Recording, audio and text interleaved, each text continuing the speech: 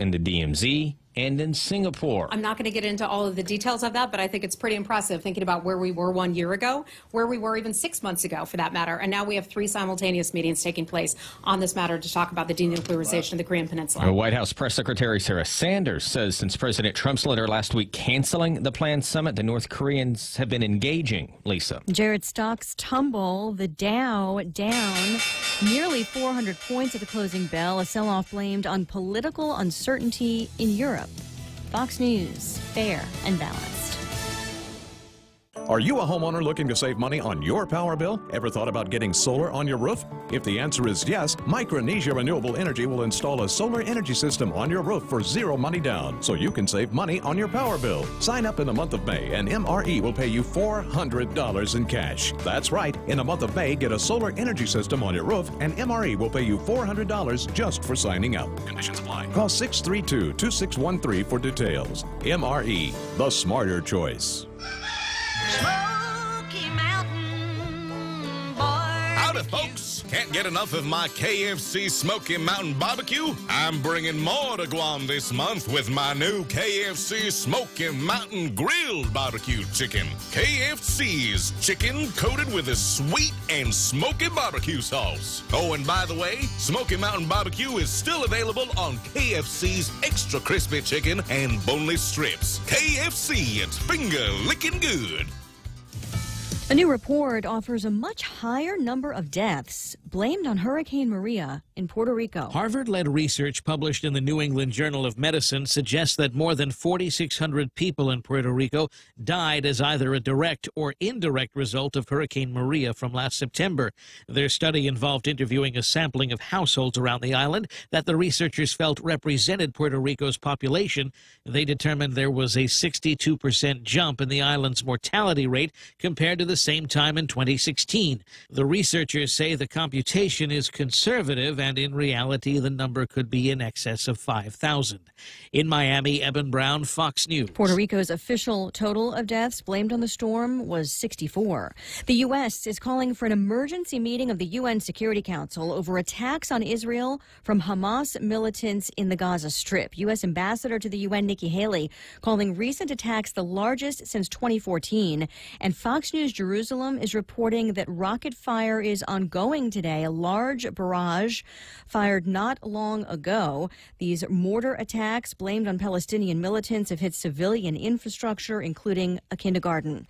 A late pop star's private retreat is for sale.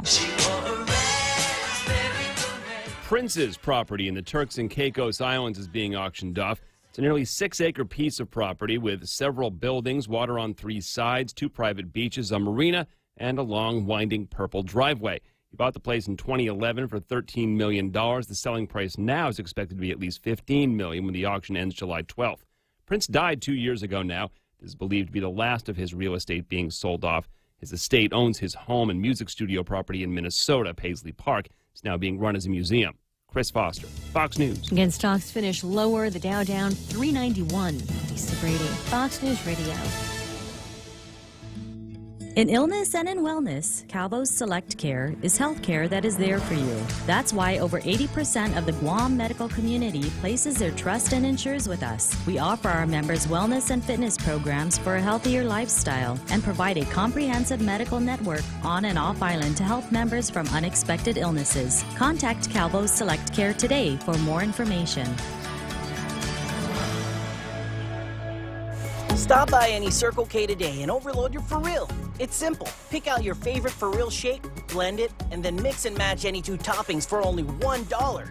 Overload your For Real with a variety of sweet treats like Oreo cookies, gummy bears, classic M&Ms or peanut M&Ms, and Reese's peanut butter cups. Simply add them to your For Real shake for an overload experience and enjoy. For Real Overload, only available at participating Circle Ks. Circle K, take it easy. With the largest inventory of rental equipment on Guam, East West Rental Center is sure to have the tool you need to get your job finished quickly. From equipment rental, party rental, parts and service to used equipment, East West Rental Center has what you need. Call East West Rental Center at 646-1463 or visit them online and browse through their online rental catalog at eastwestrental.com. They're located in Upper Tumon, right across St. John's School. East West Rental Center, providing the island of Guam with quality equipment rentals since 1972. From September 17 to September 19, 2018, the Archdiocese of Agana will be conducting settlement conferences with victims of clergy abuse. If you have a claim and want to meaningfully participate in the September settlement conferences, call Hope and Healing Guam at 1-888-649-5288 before August 1st, 2018. All conversations with Hope and Healing Guam are confidential. If you have filed a lawsuit against the Archdiocese, you are already included in this settlement process. Chili's Smokehouse menu just got tastier with their new smoked honey chipotle short ribs, marinated and smoked for hours. Try the smoked honey chipotle short ribs and chicken combo, or enjoy the family combo with mouth-watering honey chipotle short ribs, Texas-sized baby back ribs, crispy chicken, and juicy barbecue chicken served with home-style French fries and corn on the cob. It's the Chili's Smokehouse menu, now with smoked honey chipotle short ribs, available for a limited time. Chili's, more life happens here.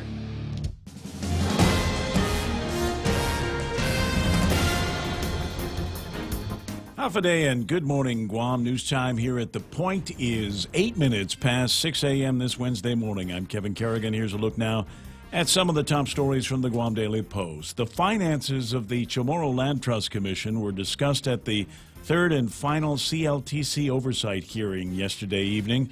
Questions were raised about the OPA's May 2nd audit that revealed more than $640,000 in CLTC loan guarantee, survey, and infrastructure funds were written off as transfers to the government of Guam's general fund during the last fiscal year. Oversight Chair Senator Tom Addis said it appears that Adelup hijacked some of that funding to pay for other GovGuam general fund needs. Some of the money was slated to be used to survey CLTC properties. According to the audit, the funds were written off after officials determined that repayment was not expected to occur within a reasonable amount of time. At a special meeting last night, the Guam Election Commission decided it does not have jurisdiction to investigate a complaint filed by the governor's former communications director, Troy Torres. Following advice from legal counsel, GEC Executive Director Maria Pangilinan announced that the commission would not pursue the matter, and a letter would be sent to Torres letting him know. No decision, however, was taken on the merits of the complaint. Torres had alleged that the Election Commission board member Jadine Tuncap approached an unnamed supporter of Senator Dennis Rodriguez with a message for the senator. The message was, vote for the governor's tax increase or the governor won't approve Dave Cruz's request to become an unclassified DOE employee, which would allow him to become Rodriguez's running mate. Rodriguez has confirmed that he got the message, but he didn't vote for the tax increase. The governor has denied the allegation, and he approved Cruz's unclassified position at DOE. In response to the Guam Election Commission's decision, Torres asked who has jurisdiction, and he accused the commissioners of covering for their own. We'll have more news after this. Manila, Osaka, Fukuoka. Dreaming about your next vacation? With the FHB United Mileage Plus credit card, you can get 10% off on United Airlines flights from Guam to Manila, Osaka, or Fukuoka when you book your ticket by May 31. Book your flight on United.com at a United City ticket office or your local travel agency using promo code FHB18M. Visit FHB.com/United Fair Sale 18 for more details. Terms and conditions apply. First Hawaiian Bank, Equal Housing Lender, member FDIC. Hey, it's your stomach again. Subway has all new signature wraps, and around the water cooler, the other stomachs can't stop talking about them. Chipotle Southwest Steak and Cheese, turkey, bacon, and guac, rotisserie-style chicken Caesar signature wraps. Listen, if I'm honest, as a talking stomach, I don't have a lot of life experience, but I do know one thing. These signature wraps are jam-packed with meat. So what are you waiting for? I'm growling over here. Subway, make it what you want. 11 minutes past 6 a.m. here at The Point. District Court Magistrate Judge Joaquin Manabusan yesterday granting GovGuam's motion to dismiss the misdemeanor allegations against former Prestige Auto Sales Manager Orlando Domingo and his boss, John C.J. Chen. The Deputy Attorney General, Joseph McDonald, said GovGuam decided to wrap the case up because the charges were only misdemeanors. He said the government would concentrate on the more serious felony allegations the pair are facing in Superior Court, where Domingo and Shen are accused of conspiring with tax preparer and co-defendant Anna Absalon to fraudulently register to unwitting Guam residents luxury cars which were later shipped to China. Domingo's attorney, Louis Yanza, said the government was trying to hide their motivation for dismissing the charges and called on prosecutors to admit that they don't have the evidence to convict his client. The Superior Court case is set for trial in October. The Joint Commission Friday posted on its website a report on Guam Memorial Hospital citing 40 issues and procedures that were found to be out of compliance at Guam's public hospital.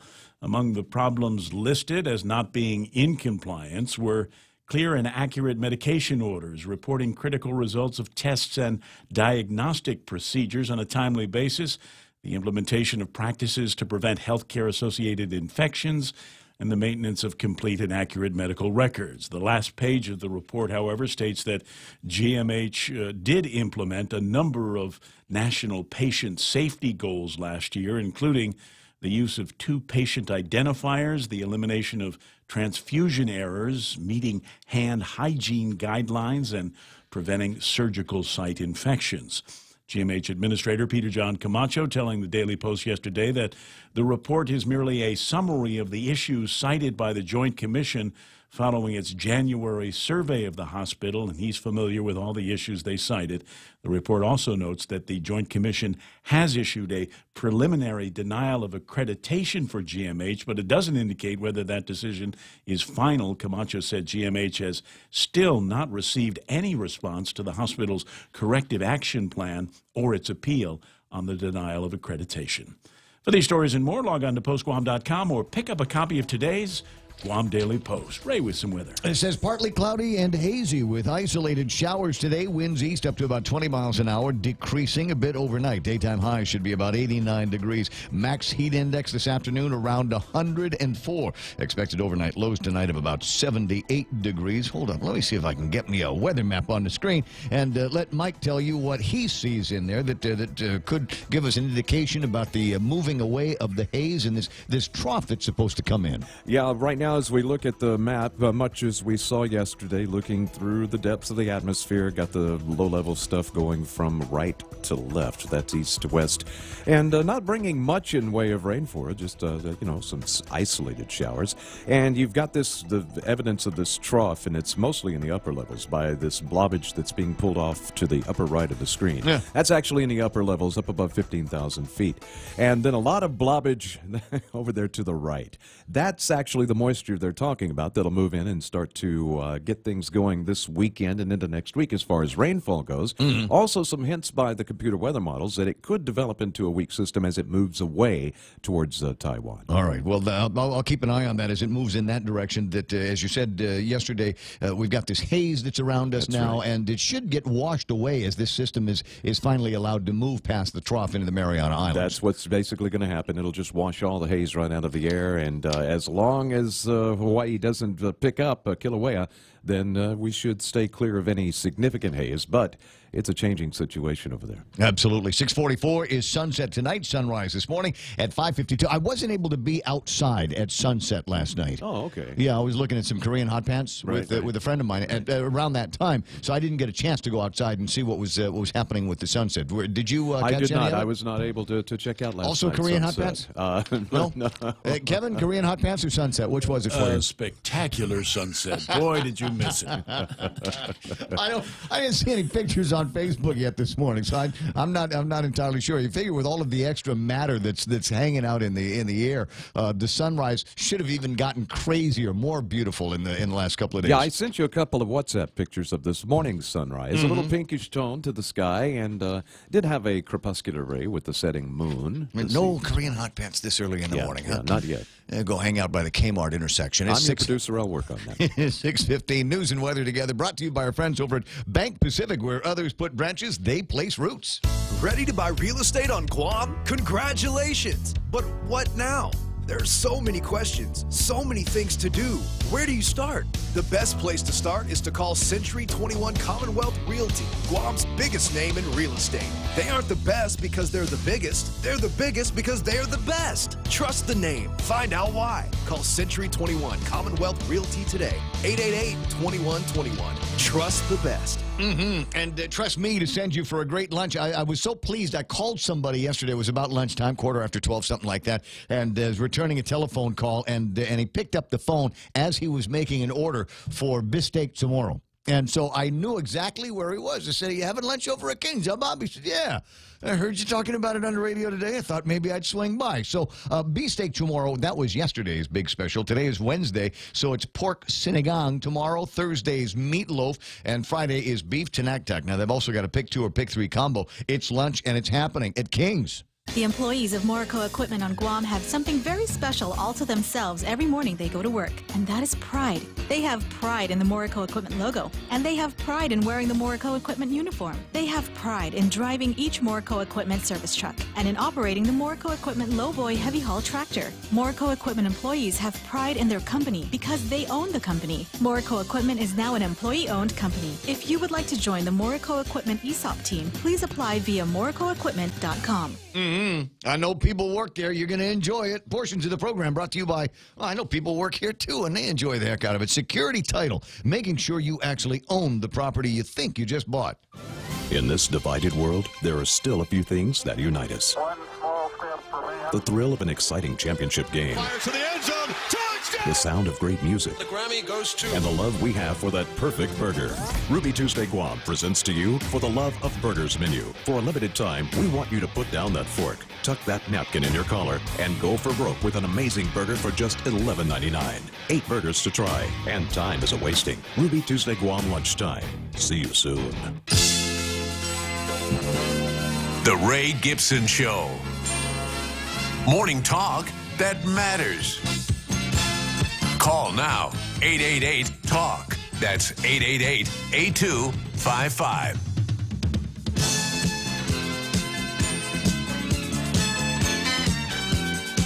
Oh, I forgot what I was going to say. No. I just thought it'd be fun to start off a talk show like that. Gee, I had all this stuff lined up I was going to talk about, and I didn't write it down. I forgot. Good morning. Well, we'll start with that. Hey, welcome to the program. Excuse the mess. This is the Ray Gibson Show on the Point 93.3. My name is Ray, and the voice that you just heard there asking for the good morning is Kevin Kerrigan from the Guam Daily Post. And another day of intrepid reporting yesterday. Half a day. Yeah, you got a lot covered in I was looking at the newspaper today, and you have many stories. We all do. We got a great team there. Oh, I like you guys have been doing these pieces on the centenarians. And that one's by Jamie Ward. Yeah, and it's a great story about Shirley Bridler, 99 years old, and it's doing something all the time, keeping our hands busy, loves to paint fairies, and shows off some of the creations, which are posted in the Guam Daily Post today. John O'Connor's got a couple of great stories. Kevin Kerrigan and the story on the commission, that is the Joint Commission for Guam Memorial Hospital, 40 or so out-of-compliance issues noted on some paperwork that is now posted up on the website. Yeah, that appears to be just a public posting of what they found back in January. Okay, all right. So no new surprises for us as we go through that. Not too far off from what we've already seen. Not for GMH. Peter John Camacho told us yesterday that he's seen these complaints. Okay. That's what they are. They're what the Joint Commission found back. I was thinking that maybe somebody and John O'Connor, if he's not doing anything, could go through the 40 and check that against the paperwork that Dennis Rodriguez and B.J. Cruz leaked out a few months ago. You remember that? Yeah. Yeah. But the question, and you answered in the column this morning, is there's the preliminary denial of accreditation, and they have appealed that, but there's still no word on. And that seems to be odd. Yeah. It's been a while. What was it? April, May? No, March, April, May, and it'll be June in a couple of days. January. January 5th is when the survey was completed, and they issued the preliminary denial. When did they make the appeal? Right away? Yeah, March. Okay, so it was March. All right, so March, April, May, it'll be June in a couple of days. Yeah. And so still no blue check marks on the WhatsApp. Yeah. You know what? I know what no phone call means. when you don't, when you just keep checking the thing, and did they see it? Did they see it? And there's still no blue check marks unless they've turned off the blue check marks feature on WhatsApp, which you can do. That generally means I'm ignoring you. Thanks for, don't call us, we'll call you about this accreditation thing. Kind of spooky. The other voice that you hear in the morning show is Michael Knight. And Michael Knight presses the buttons and makes sure that we have interesting sound effects and interesting people to talk to. 888-8255 if you would like to talk to Mike. And if you say nice things to him, he'll let you all the way through, and then you can talk to me live on the actual radio. Actually, they can even be mean because we. Oh, really? Yeah, we need callers. You're thick like that. You I got am. thick skin. Yeah, All right, 888-8255, and go and have you ever heard of a place called Dick's? The Sporting Goods? No. Oh no. There's another one, in a place called Gas Lamp in San Diego. No. There's a restaurant.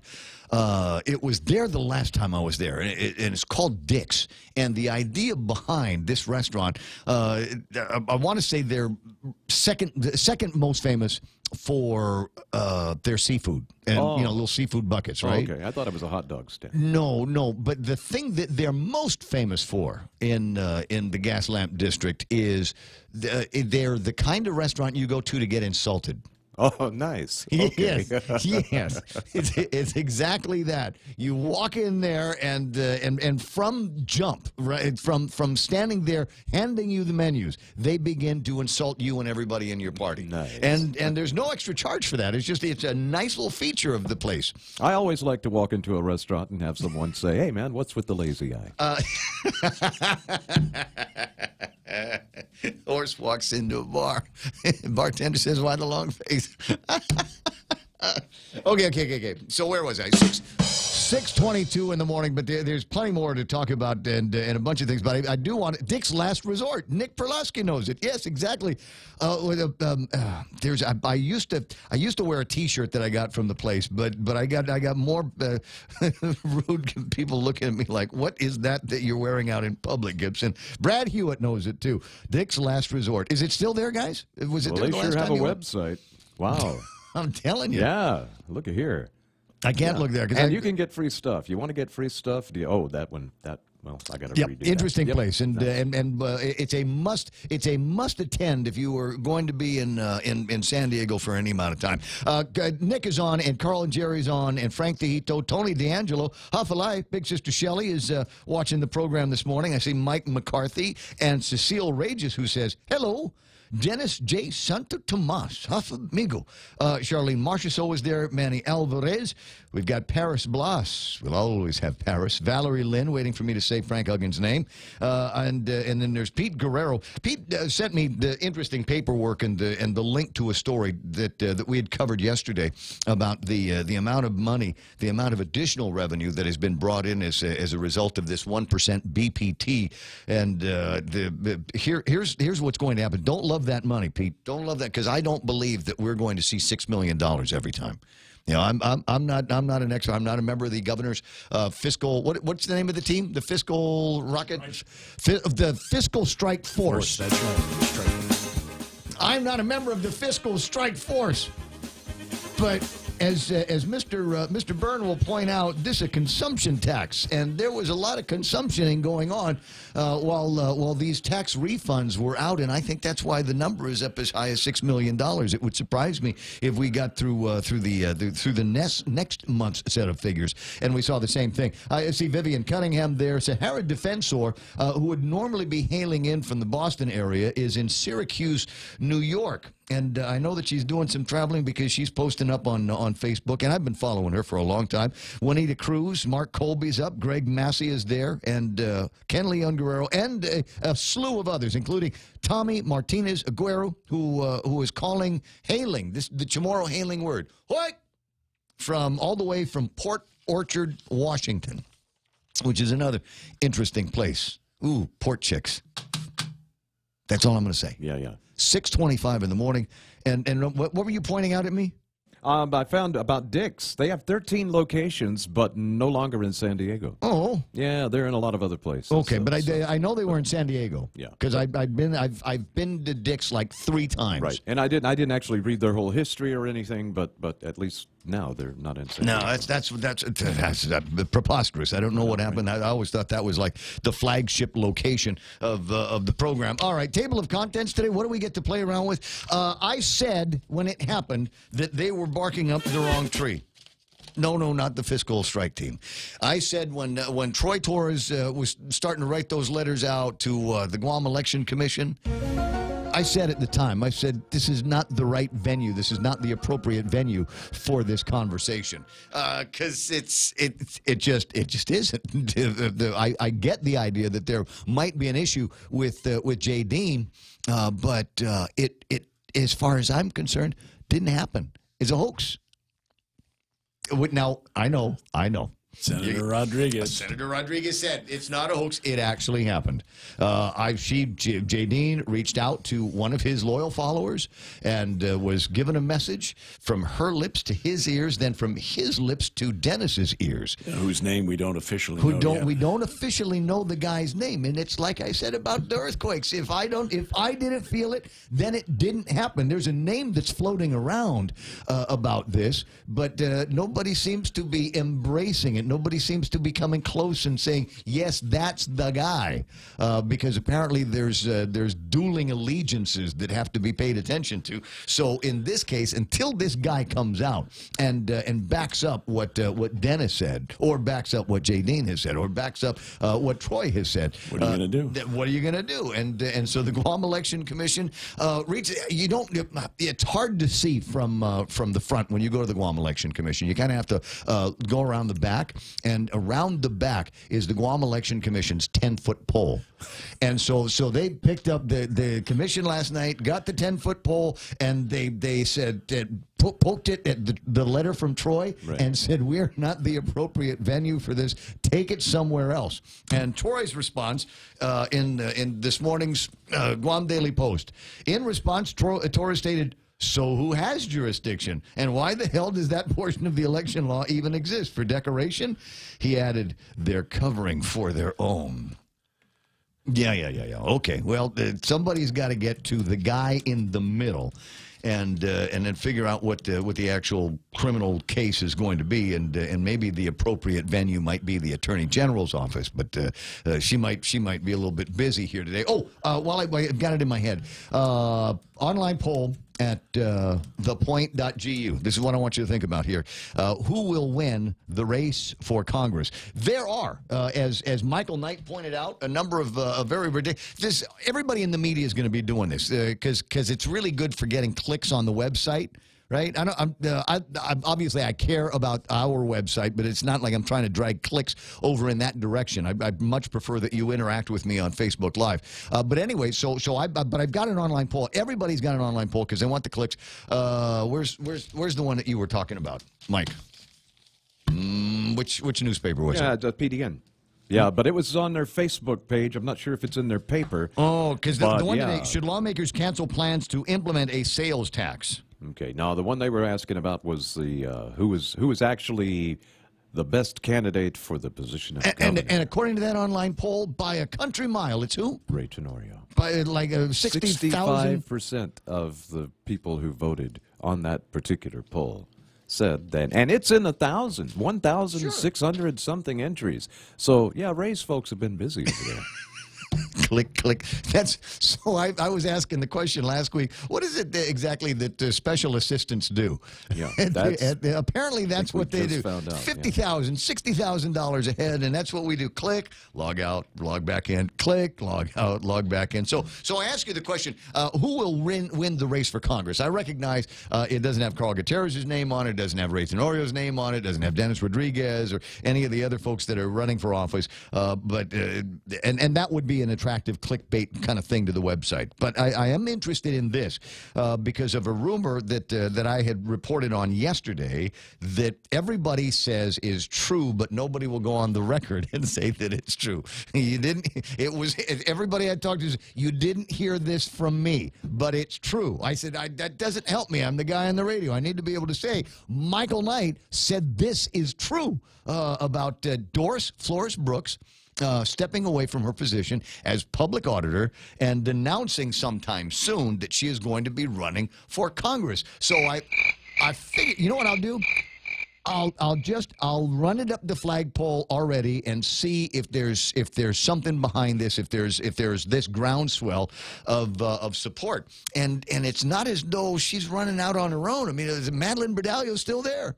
She's still running for that job. Had a big happy birthday to you, Madeline. Sorry I wasn't able to MC your birthday party as I have in years past. I didn't get the word, and I had a prior arrangement made to go hang out with somebody and look at Korean hot pants. But I'll get you next year for sure. At any rate, so here's the question. Who will win the race for Congress? Your choices are Madeline Z. Berdalio, Michael St. Nicholas, who is also running. He's one of the first guys that decided he was going to leave that job at the legislature and run for Congress. And the third choice is going to be Doris Flores Brooks. So that's it. So if she does run, maybe give us an idea, a sense, if you will, of what kind of support she's going to get. Now, I've only had the poll up for like an hour, so it wouldn't surprise me if there's only a handful of votes. Madeline Berdalio and Mike St. Nicholas sharing 50% apiece. Nothing yet for Doris Flores Brooks. Maybe I'll leave it up until she announces. I think Ms. Brooks is just running for Congress because she's tired of me calling her at 6:30 in the morning. You know, there is that possibility. Speaking of 6:30, it's 6:32, and time for headlines from the Guam Daily Post. Here's Kevin Kerrigan. Half a day and Good Morning Guam. In the headlines from the Daily Post this morning, a woman who pleaded for her release in fear of her safety was placed back behind bars again yesterday after failing to comply with her release conditions as she awaits sentencing. Lovelia Mendoza pleaded guilty last year to drug possession with intent to distribute. She was accused of possessing methamphetamine and cocaine. In district court yesterday, she claimed she had missed only one meeting with the probation office because she said her boyfriend had body slammed her and would not let her leave and took her keys. She also alleged that people had come to her home and made threats to her life for cooperating with investigators. However, Magistrate Judge Joaquin Manabusin wasn't buying it. He ordered Lovelia back to jail because she had failed to comply with regularly scheduled checkups with U.S. probation. A 21-year-old man arrested again by police last week on allegations that he sexually molested two female minors. J. Daniel Fama Nedidog, arrested by police in connection with sexual assault complaints from the two women who were staying at Sanctuary's young adult shelter. 2 days after his arrest on that allegation, police arrested him again, this time in connection with sexual abuse allegations relating to two female minors. The girls reported that the incidents happened at a Manila home where Nedidog resided. One victim told police that Nedidog had offered her chocolate and candy before he molested her and told her not to tell anyone. A change of command ceremony is slated for Andersen Air Force Base next week. Andersen's 36th Wing Commander, Brigadier General Douglas Cox, will be moving on. He will be succeeded by Brigadier General Gentry Boswell during a change of command ceremony on June 8th. Boswell is coming from Barksdale Air Force Base in Louisiana, where he served as the Deputy Director of Operations at Headquarters Air Force Global Strike Command. For these stories and more, log on to postguam.com or pick up a copy of today's Guam Daily Post. iConnect time in the studio at 6:34. Connect longer for less with iConnect's push-to-talk and mobile plans. One of the longest-running primary care clinics on Guam, the FHP Health Center, has been your convenient one-stop healthcare clinic for you and your family for many generations. FHP's highly trained and well-known medical, dental, and vision providers and their friendly clinical support team are here, ready to take care of you. In addition to the excellent care, FHP offers a full-service pharmacy, laboratory, radiology, and specialty care center in one location. FHP Health Center, our island, your clinic. Most insurance accepted, including Netcare, Aetna, and TRICARE. Sorry. I just read a post from Sahara Defense Sources. There's a dicks everywhere. Talking about the restaurant. The one in Boston is so much fun. Mike McCarthy listening in Apollo Beach, Florida, and I'm sure they've got one down there as well. 6:35 portions of the program also brought to you by American President Lines, APL, shipping the future. Water. It covers nearly 3/4 of our Earth, from vast oceans to millions of rivers and streams. We're all concerned with protecting our world's water, but none is more important than the water you and your family drink and use throughout your home.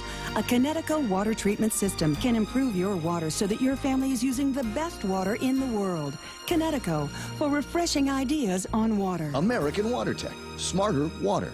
Better water. Call American Water Tech at 649-2301 or email info@americanwatertech.com. There's no traffic. We should move this to later in the hour. I don't know. 6:35. I'm looking at the traffic map, and there's nothing. I don't see anything that seems to be working. Southbound Marine Corps Drive in front of Route 3, that intersection, if you're headed down in that direction. And we're starting to see a few more cars moving through there, but nothing crazy. I'm going to shorten this thing up. There is no traffic to tell you about this morning. That's Right Now traffic on The Point. What would you do with unlimited internet? With Docomo Pacific, the possibilities are endless. Docomo Pacific is throwing off the data caps so you can enjoy more of the things you love. Watch, stream, download, and play with no end in sight. Stop by any of our stores or check out DocomoPacific.com to learn more. Life becomes limitless with Docomo Pacific. Better together.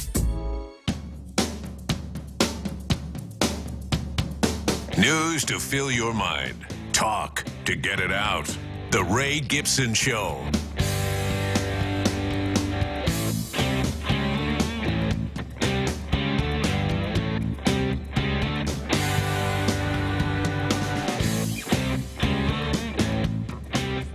It's kind of the modified version of Smoke on the Water, except we don't have to pay royalties on this one. Yeah, the Ray Gibson Show on 93.3 The Point. Okay, you can turn that down. That's all right. I just start talking now. I just start yakking. There was, I meant to read this yesterday. It's a story that Luella wrote for the Guam Daily Post. Political candidates now at 85. Now, we did obviously talk about that and a number of them, but the really interesting stuff comes in the bottom of the page of the printout. Several are vying to return, and she talks here about former senators that are looking to get back into the legislature, including Frank Blas Jr. Hey, it's my classmate. A committee to elect a former senator picked up a packet on May 15th. Former senators Tina Rose Munya-Barnes, another classmate, Roy Respicio, and Adolfo Palacios are also eyeing a return in the coming elections. I wonder how that's going to work. I wonder how that's going to work for that.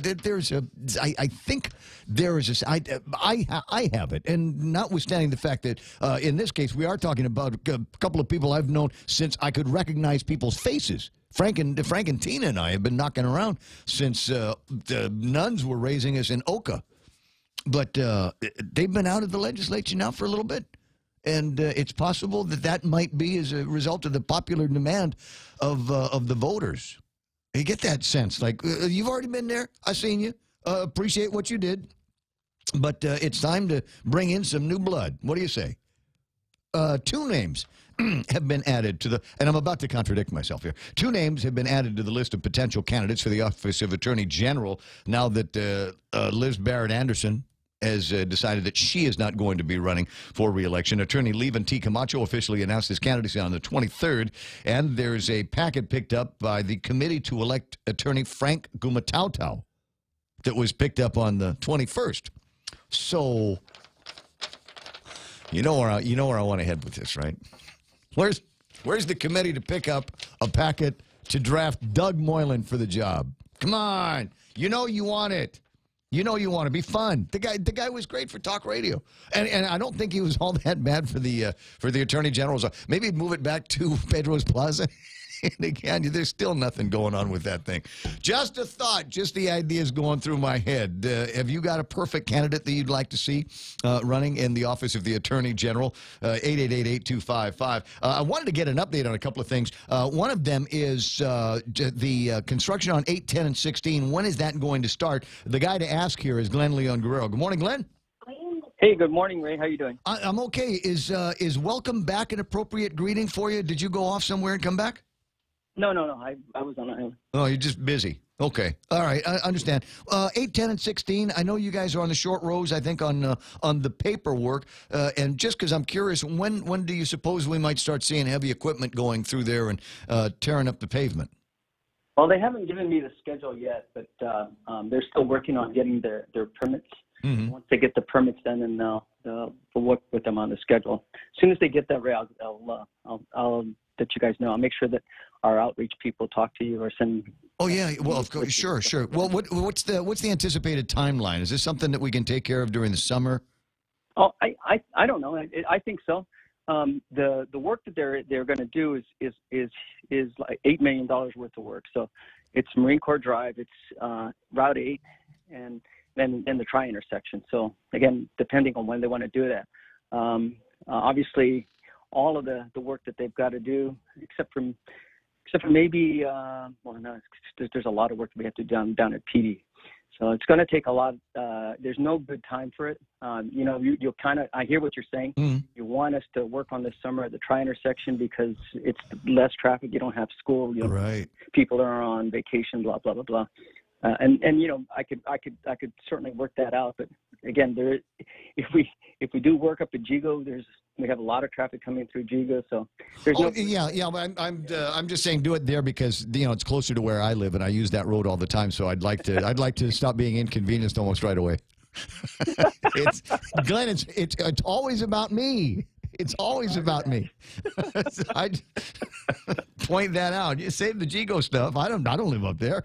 But you were talking about Jigo and Marine Corps Drive. It's the same problem that we've got to attack there, right? The holes that are. No. It's what we did initially. We spent I think it was the total of about either 1.2 or 700,000. I can't remember what it is, but we've had the Jaff Road, and that was when the top layer started to delaminate, and people were driving off the shoulders, driving into the middle lanes. It was just very unsafe.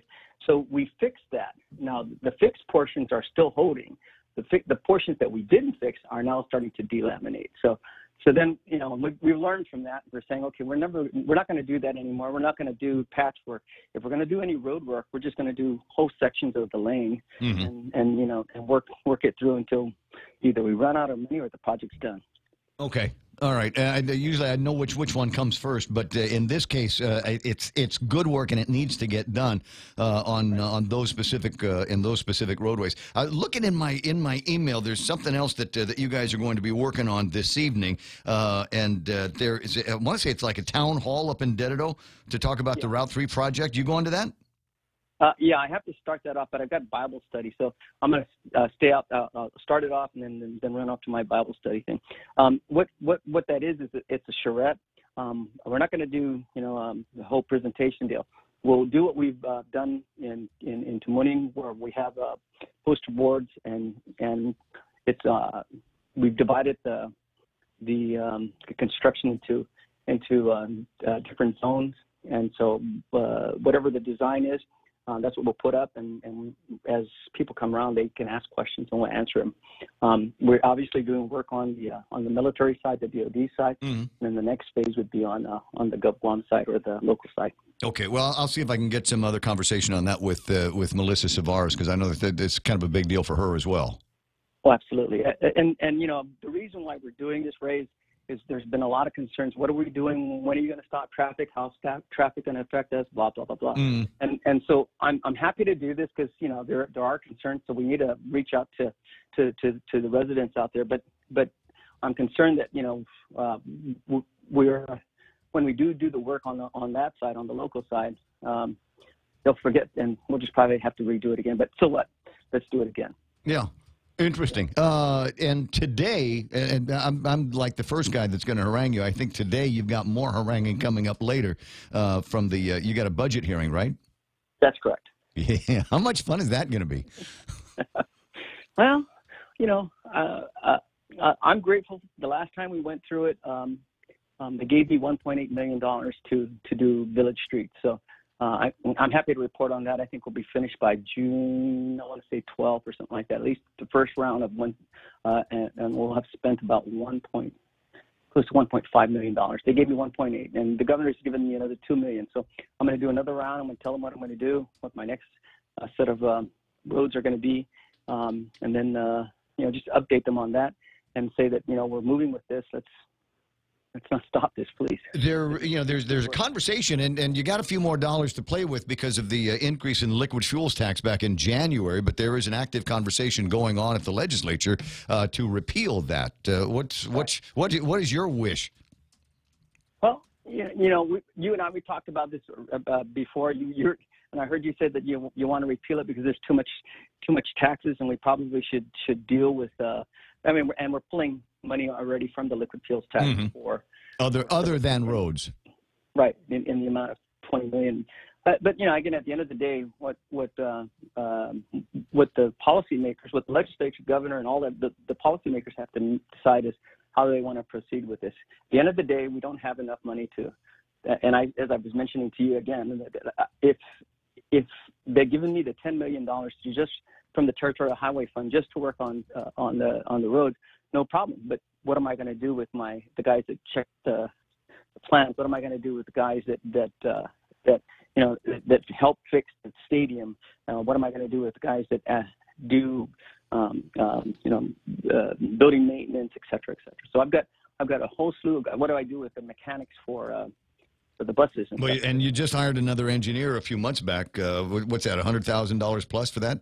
Yeah, that's about that was about 8 months or 10 months ago, something like that. The beginning of the fiscal. It was around the beginning of the fiscal year. I saw it in the hiring report, and I'm glad that there's you're bringing in the expertise. Disappointed that they don't necessarily budget for you to be able to pay them with dollars that go into the Department of DPW. Well, that money actually comes from the permits, and so that is. So there is a funding source for that then. There is a connection. Correct. Yes. Oh, okay. Right on. Question is, but we're still undersourced at the permit section. We're still under capacity in our engineering section. So we need to build that up. And that guy needs to build up his team, and that's what I've given him as my mandate to him. What else are you going to be asking for? I'm hearing that. Well, actually, DOD has changed their school times, and so I'm going to need at least 16 more drivers to meet the high schoolers. So I'm going to ask for that, and see what happens. Well, I did. Yeah, but there might be less. Were you driving kids to school at Guahan Charter School or Guahan Academy? Yeah. Yeah, 'cause I don't know if they're still going to be in business come the beginning of the school year. We're talking about they're what did they have 500 students, something like that? I think it was a little bit more than that, but at any rate, my point is you might, if you don't have to drive them, maybe you can push off those other drivers to go work on something else. Tell me about your Bible study tonight. What's your homework? Well, we're studying on the patriarchs. We're actually studying on Abraham and Moses and kind of hit their walks in the Middle East. So it's pretty interesting. It's actually the lady that has actually wrote it. Her name is Beth Moore. She's pretty deep, so it's really good. What are you learning from it? Well, I didn't realize that there was a lot of the connections between how when Abraham and what he did with Isaac, and God told him that he was going to be the father of many nations, and so he was waiting, he and Sarah, and then he at the end of the day he said, okay, well, this is not happening as soon as I think it is. Mm-hmm. So he has a child through Sarah's maid, and that's Ishmael, and so that's his son. And you know, you kind of think, and Ishmael, if you look at the descendants of Ishmael, those are the people that are in the Arabian countries, whereas the son of Abraham and Sarah, that's the Jews. See, now you got me wishing I paid better attention to Father Duenas. Yeah. You got to go back into the adult study. and what God promised Abraham, that he said that this is the promise I put to you, is that I'm going to make you the father of many nations, and as the stars, as many of the stars in the sky, or the sand in the sea, that's as many as your descendants are. And so both went. You have one from in the Jewish nation that's what's prospering, and you see what's happening in the Arab nation, and those guys, you know, they've got nations. They're fighting today. They're fighting today. The president has called for a special session of the UN Council, of the Security Council, to try to make it so that Hamas stops firing missiles into Israel. It's a story that is thousands of years old, and Bible study nothing has changed. It's contemporary stories. Glenn, thanks for the time. I appreciate you sharing that. You bet. I'll see you pretty soon, and good luck with the legislature today. All right, thank you. I'll see you pretty soon. God bless. Glenn Leon Guerrero with me, and we were talking earlier about the Guam Election Commission. Look who's up early, Maria Pangilinan. How's today, Ray Gibson? I was talking to somebody yesterday, Bob Klitsky, and Bob was just raving about you. He says that he wishes that everybody that works in the government of Guam took lessons from you in being kind and courteous and considerate and timely with your responses. I'll thank him. I'm sure you'll hear from him again, because I think he wants some more FOIA stuff on the findings or the meat behind the executive committee meeting that was held by the Guam Election Commission. But I don't want to talk about that. What I'm interested in hearing about this morning is the use of the Guam Election Commission's 10-foot pole to push off the Troy allegations against Jay Dean. And it goes back to what you and I talked about when it first came up. Guam Election Commission isn't the appropriate venue here. That's correct. Under the advice of our legal counsel, the commissioners have directed me to write a letter to Mr. Troy Torres to let him know that it is out of the jurisdiction of the Guam Election Commission, his complaints. And it would have to do with both the complaint against Vice Chairperson Jadine Tunkap and Mr. Peter Alexizada. Of which there were no secondary allegations made against, in writing that I'm aware of, by Troy to the Guam Election Commission for any or missteps that Peter Atta took. Yeah, the complaint that we received did indicate that we would be receiving additional information from Mr. Torres. Right. And we did not receive any additional information. So at the how do I want to say this? Is there something in the letter that you are going to write today that will put some finality to this issue for Troy, so that he does not write any more letters to the Guam Election Commission and Maria Pangilinan about Jay Dean or Peter Atta or anybody else?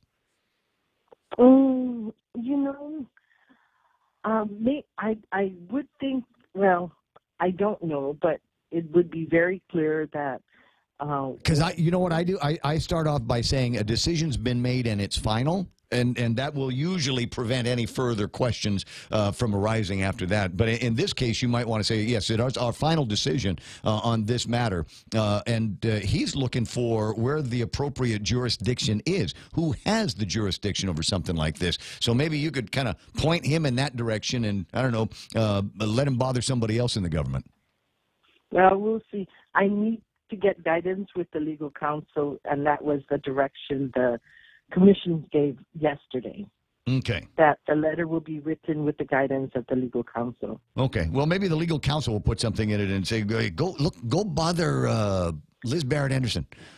She's not doing anything today. Your schedule's open. Go send all your paperwork to her. I think didn't he already said he did though, right?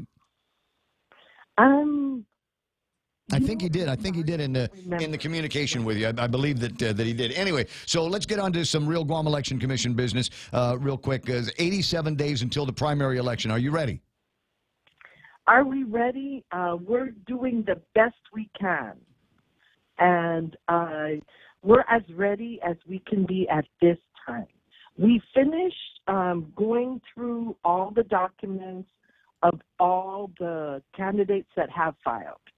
So that we're up to date. And we do have a timeline, a detailed timeline that we try to follow. And at this time, we've check-marked all the stuff up until today. Right, and I was looking at the timeline. The most important one, I think, for candidates, and this vital. There's 85 people now that have signed up for various positions to be elected for, and you've got to get your paperwork in by, I believe, if I'm reading this right, June the 26th for governor, lieutenant governor, senator, delegate, and attorney general. Yes, that's correct. And then 3 days later, you got to start turning in your filing papers for the CCU and the Guam Ed Board. Correct? That's correct. Yes. Also, as of yesterday was the deadline for the political parties to turn in their nominees for precinct officials. That we're also going through right now. We received both parties' nominees as of yesterday.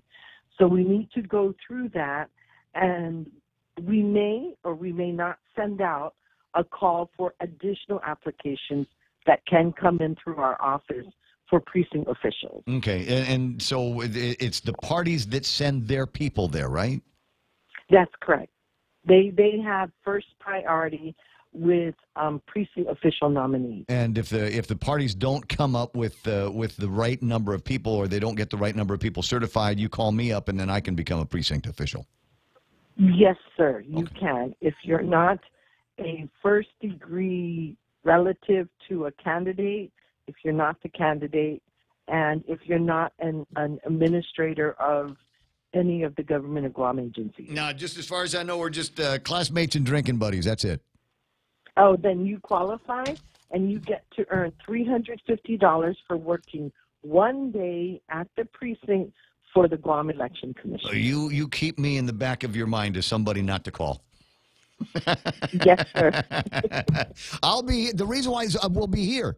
We'll be here covering the returns and talking about it on the radio when it happens. Anyway, I'm going to let you. I appreciate your time early this morning. Lots to talk about, and I'm just about done with the Troy and the J. Dean thing, because as far as I'm concerned, there's still no guy in the middle, so there's nobody there that can even verify officially and publicly and on the record that it actually took place. So without that, forget it. Whether you had jurisdiction or not, the fact that there is no middleman that has been identified publicly and legally, then as far as I'm concerned, it didn't happen. I'll talk to you pretty soon. Jesus, Ray Gibson. Okie doke. Have a good day over at the Guam Election Commission, 6:58 and change. And we'll wrap up this hour and give you an idea where I think the program is going to be headed in the next hour of the program. And there's, I'm starting to, it was in my notes to talk about the other day, is the number of people, especially this Yahoo over at Sanctuary, this molester at Sanctuary. There's two things. Number one, how did he get there? What the heck was this guy doing there in the presence of all of these other kids? 21 years old, and they've got all these other people, the clients of Sanctuary, there for protection, there to be away, perhaps, from that kind of an influence. What was this guy doing there? That's number one. But the other part was he was on some kind of a pretrial release, right? And how many cases are we hearing about that in just the last 2 or 3 days? If you look at the magistrate reports, if you read up some of the follow-ups on the Daily Post, it'll be so-and-so was arrested, he got pulled over, and there's methamphetamine was there, and oh, by the way, he's on pretrial release on another case having to do with crystal methamphetamine. And the question I got is, number one, how come nobody's afraid of the law anymore? And number two, what does this pretrial release mean? How long long are these guys going to be out? And is there a way that we can control or keep track of them better? The answer is yes. I just don't know why we haven't really gotten around to implementing it yet. Yeah, the left hand doesn't know what the right hand's doing, and on an island this size, it's unforgivable. There's a whole lot of people and it's easy to disappear into the woodworks. Hey, listen, at 7 o'clock in the morning, the radio station is KUSG Hagutnya. We are The Point. Coming up, Fox News Live. On the other side of that, the amazing Kevin Kerrigan with a look at all the big stories from today's Guam Daily Post.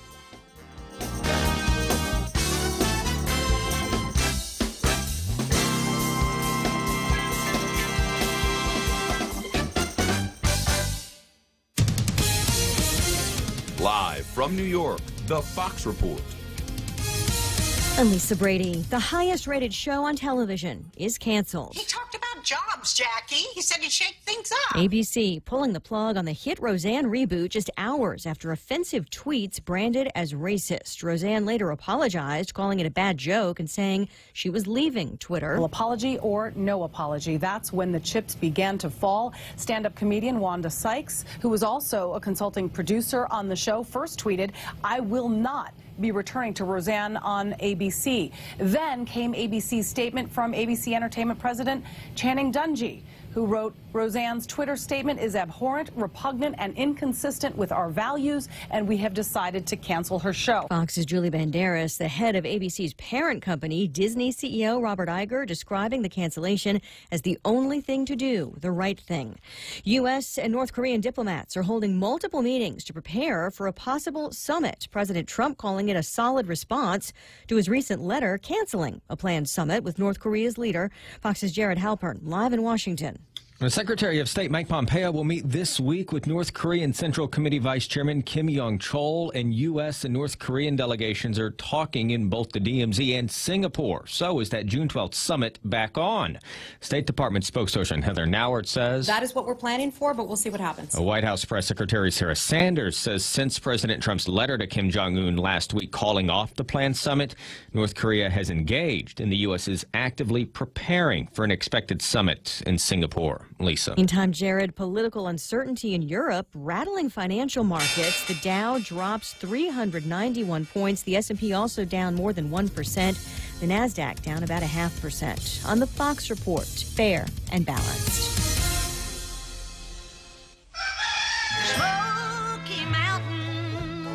Howdy, folks. Can't get enough of my KFC Smoky Mountain Barbecue? I'm bringing more to Guam this month with my new KFC Smoky Mountain Grilled Barbecue Chicken. KFC's chicken coated with a sweet and smoky barbecue sauce. Oh, and by the way, Smoky Mountain Barbecue is still available on KFC's Extra Crispy Chicken and boneless strips. KFC, it's finger licking good.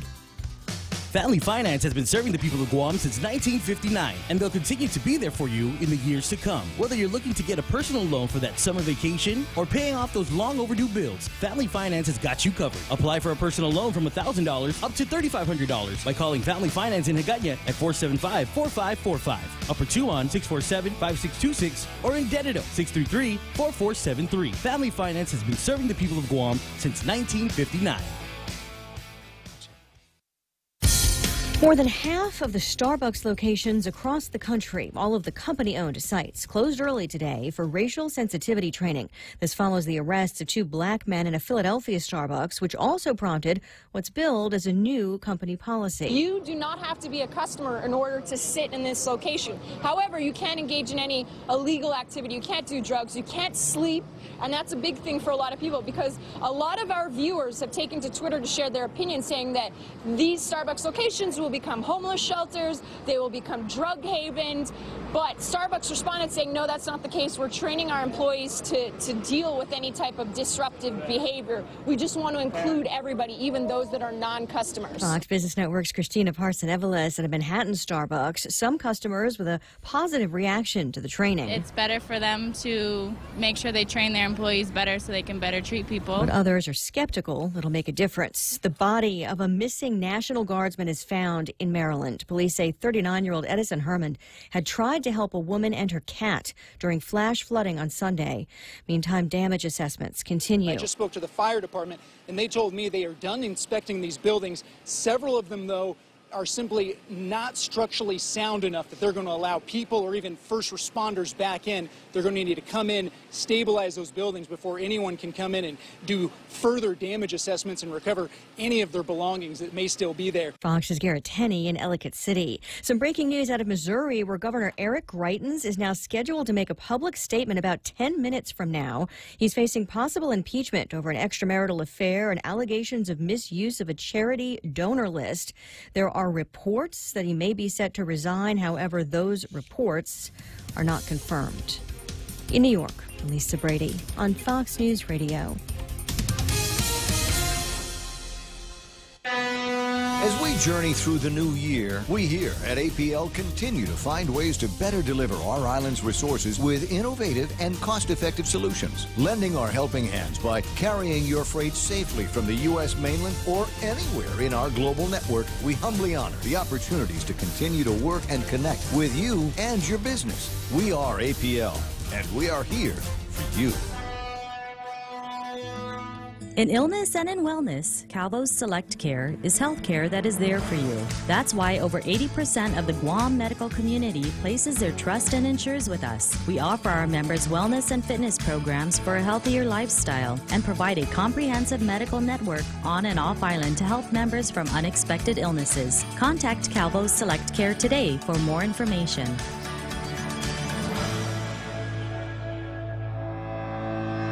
Say hello to high-speed data on the widest 4G LTE network in the Marianas. We've just upped your prepaid data, so make your big plans bigger with 1 gigabyte of data per day. Bigger prepaid data for your big plans that just keep getting better. Enjoy high-speed data and unlimited local talk and text on the widest 4G LTE network in the Marianas. Text LTE to 3282, select a plan, and enjoy 1 gigabyte of data per day. Docomo Pacific, better together. Some conditions apply. Manila, Osaka, Fukuoka. Dreaming about your next vacation? With the FHB United Mileage Plus credit card, you can get 10% off on United Airlines flights from Guam to Manila, Osaka, or Fukuoka when you book your ticket by May 31. Book your flight on United.com at a United City ticket office or your local travel agency using promo code FHB18M. Visit FHB.com/United Fair Sale 18 for more details. Terms and conditions apply. First Hawaiian Bank, Equal Housing Lender, member FDIC. Stop by any Circle K today and overload your For Real. It's simple. Pick out your favorite For Real shake, blend it, and then mix and match any 2 toppings for only $1. Overload your For Real with a variety of sweet treats like Oreo cookies, gummy bears, classic M&Ms or peanut M&Ms, and Reese's peanut butter cups. Simply add them to your For Real shake for an overload experience and enjoy. For Real Overload, only available at participating Circle Ks. Circle K, take it easy.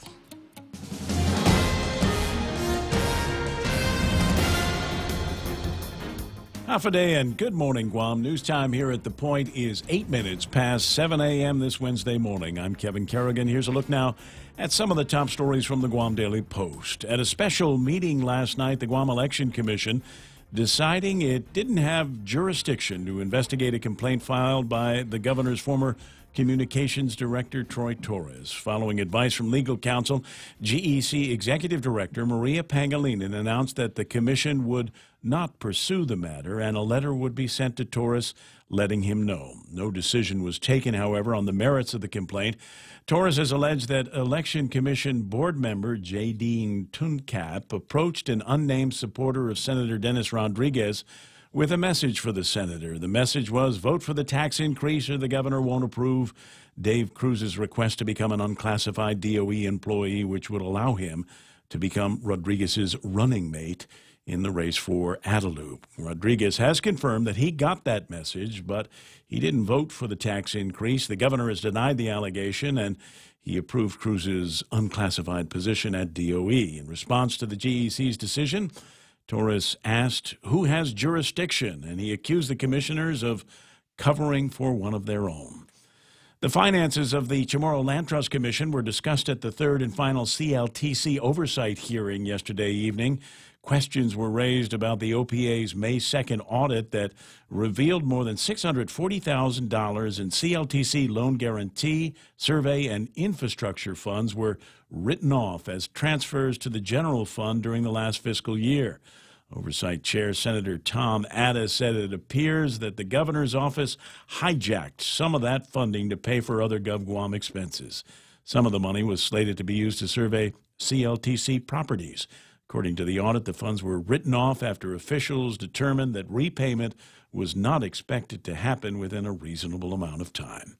We'll have more news after this. Security Title is honored to join in sponsoring Ray Gibson on The Point. Half a day. I'm Rita Tidegui of Manila, and this is where I start my day, listening to the voices of our community and sharing thoughts about issues that affect all of us. It all boils down to our people and our land. Ingatan ang iyong tahanan. Protect your home. When purchasing or refinancing your home, remember to call the professionals at Security Title, just like you call Ray Gibson in the morning. Hey, it's your stomach again. Subway has all new signature wraps, and around the water cooler, the other stomachs can't stop talking about them. Chipotle Southwest Steak and Cheese, Turkey, Bacon, and Guac, Rotisserie-style Chicken Caesar signature wraps.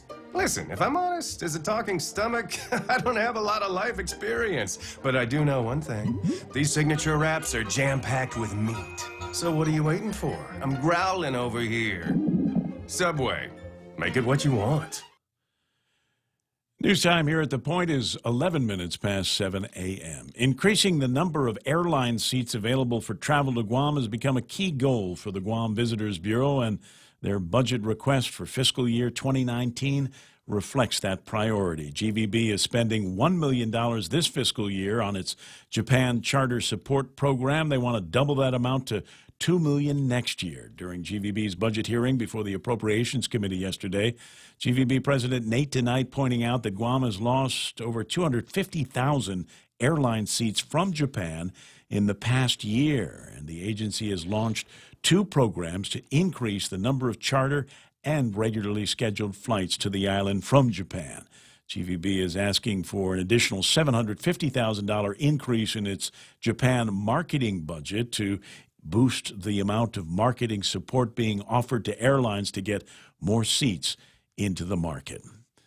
A change of command ceremony slated for Andersen Air Force Base next week. Andersen's 36th Wing Commander, Brigadier General Douglas Cox, will be moving on. He will be succeeded by Brigadier General Gentry Boswell during a change of command ceremony scheduled for June 8th. Boswell is coming from Barksdale Air Force Base in Louisiana, where he served as the Deputy Director of Operations at Headquarters Air Force Global Strike Command. For these stories and more, log on to postguam.com or pick up a copy of today's Guam Daily Post. Here's Ray with some weather. Thanks, Kevin. Partly cloudy and hazy with isolated showers. Winds out of the east up to about 20 miles an hour today, decreasing a bit overnight. Daytime highs 89 degrees on the thermometer, but it's going to feel a lot hotter. That's what the maximum heat index is going to be today. It's 104 degrees. Yikes. Yikes. It's the muggy, it's the hot, and even though it says winds are blowing out from the east about 20 miles an hour, it's still not enough to move that muggy out of here. Yeah, we're in that transition between the dry and wet season, but that rain will be here soon enough. Fingers crossed. Lows tonight about 78 degrees. Watch out for the sunset with the extra volcanic haze in there at 6:44. Sunrise tomorrow morning with some crepuscular 40 years in this business, man and boys. That's a weather term, man. Yeah, that's crepuscular rays. That's like the word rural. Watch out for those at 5:51 or 5:52 tomorrow morning. At 7:13, that's news and weather together here on The Point. My mom is really great. She's as sweet as she can be. When I need some help, I know she's always there for me. My mom loves me all the time, even when I'm naughty. Thank you for all you do. Hugwai sahau, Mommy. For the entire month of May, stop by FHP Vision Center for 25% off sunglasses and 30% off lenses with ophthalmic frames. Receive an entry form to win a Coach Clutch pouch when you buy any Coach eyewear. Conditions apply. Happy Mother's Day, Guahan, from your friends at FHP. Portions of the program brought to you by King's Restaurant. Local lunch favorites. That's their big deal. Monday through Friday. Mondays, Salisbury steak. Tuesdays, beefsteak chamorro. Wednesdays, pork sinigang. Thursdays, meatloaf. And Friday, it's beef tinaktak. Choose a pick 2 or pick 3 combo. It's lunch happening at King's. The employees of Morrico Equipment on Guam have something very special all to themselves every morning they go to work, and that is pride. They have pride in the Morrico Equipment logo, and they have pride in wearing the Morrico Equipment uniform. They have pride in driving each Morrico Equipment service truck and in operating the Morrico Equipment lowboy heavy haul tractor. Morrico Equipment employees have pride in their company because they own the company. Morrico Equipment is now an employee-owned company. If you would like to join the Morrico Equipment ESOP team, please apply via morricoequipment.com. Portions of the program also brought to you by my friends over at First Hawaiian Bank, where it all starts with yes. Ready to buy real estate on Guam? Congratulations! But what now? There are so many questions, so many things to do. Where do you start? The best place to start is to call Century 21 Commonwealth Realty, Guam's biggest name in real estate. They aren't the best because they're the biggest. They're the biggest because they're the best. Trust the name. Find out why. Call Century 21 Commonwealth Realty today. 888-2121. Trust the best. Morning talk that matters. The Ray Gibson Show. Call now, 888-TALK. That's 888-8255.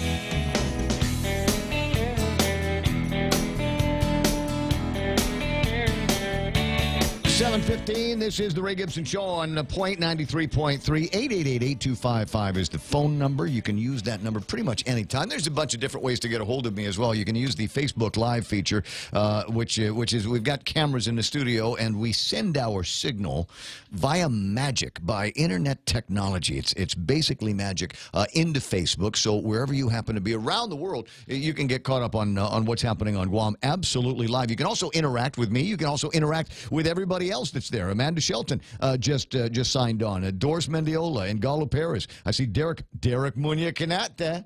I see Derek. That's Guam Auto Spot, dude. Right? Got the GMCs. All right. Got the Mitsubishis. I almost bought a car. Yeah. Well, go see him. He'll make another deal for you, and then you can. Got Joe Taitagui there. Kay Leah is online. I see Jimmy Camacho Moylan, John Wigston, Louise Borja Munya, Ted Lewis, and Yvette Ibanez. Good morning, Yvette. Nice to see you there. Neats. Who's sad because she's not politically affiliated with anybody, so she'll never get one of those sweet Gov Guam jobs. You know, you can try. Never give up. Never. There's always hope. There's always hope. And Mo Cotton is on, and Joe Cepeda's there. Nice to see everybody. But kind of a big crowd this morning. Carl Pangolin, that's Carl with a K. And there's a possibility, Carl, there might be wings in our future. I'm not sure. I see Jeff Evans and Jimmy Turbio and Mark Mendiola, Lynn Perez, good morning, and Ruben Mortera, and more and more and more. Like I said, pretty crowded room here today. Yeah, regardless of the connections, if your BS Kung Fu is good, you can get a Gov Guam gig. Oh, sure, Just sure. saying. Yeah. It's you don't worry about blood relation, any of that stuff. Yeah. We know guys, and there are ways that you can infiltrate if you really need to. So that's one way to do it. Send me an email. It's raygibsonshow@gmail.com. Frankly, if you've got any of the other email addresses, the only one that's not good anymore is raygibson@k57.com. It's obsolete. They killed it the day. I know they killed it the day I left. But any other emails will generally work for me because they all go to the breakfast show address. All right. Are there any other ways? Stone tablets work. If you absolutely need to, that's one way to send it to us. Well, smoke signals. I mean, come on, man. Yeah. Get into, put something in the crepuscular rays here that we're seeing this morning. All right, so let me get to some good news and bad news on the markets. If you are looking at any of the major indexes, they are all in the red. S&P 500 closing off 31 points, 2689 this morning. The NASDAQ at 7396, off by another 37 points. The Dow Jones Industrial Average off by better than 1.5%, down by 391 points. I'm trying to be breathless as I say this, 24,361. FTSE is down. The Nikkei is going to close in the red. Is going to open in the red. Hang Seng is going to open in the red. Shanghai is going to open in the red this morning. What happened? Financials.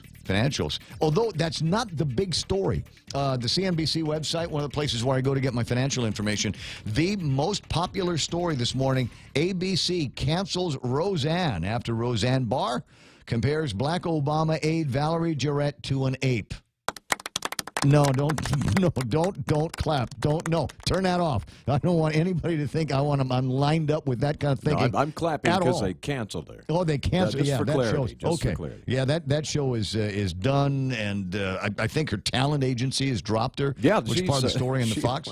Open mouth insert foot part 3. Yeah, guys, like the third time. You gotta watch what you put on Twitter. You know, it's funny. You might think it's funny. You think it's hilarious. Write it down and regret it is the words to live by. I will tell you from my own painful experience. I've learned the hard way. What you want to do is, and you can do this on Facebook too, right? Is you can write out the most intelligent tweet, the most intelligent response you want to. You can really get deep into the conversation, deep into the details and facts of the conversation. And just before you hit enter, what you want to do is erase everything, and then just scroll past it and go find something else to get involved in, because you will eventually get yourself landed in a little bit of a pickle. And this has now cost her show. Apparently, was getting very good ratings. Yeah, on it made a great comeback. I was not planning to watch it anyway, and so the fact that it's off right now, it doesn't surprise me. I didn't think it would last that long. Maybe it'll find its way out to the social media, the more the over-the-top network things. Kevin Kanan says, good morning, Guam. Well, nice to see you there as well. So that's the bad news on the markets. It had a lot to do with the financials here. Morgan Stanley, J.P. Morgan, and bank stocks have tumbled.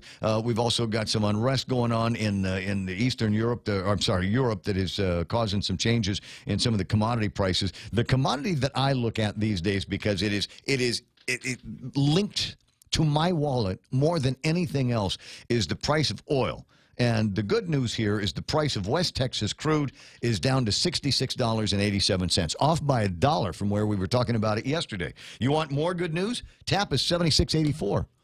It is also, it's going down. We've got the numbers on oil falling as pressure is building on expected crude output increases. When the output goes up, the demand is relative, right? And there's more oil to meet that demand.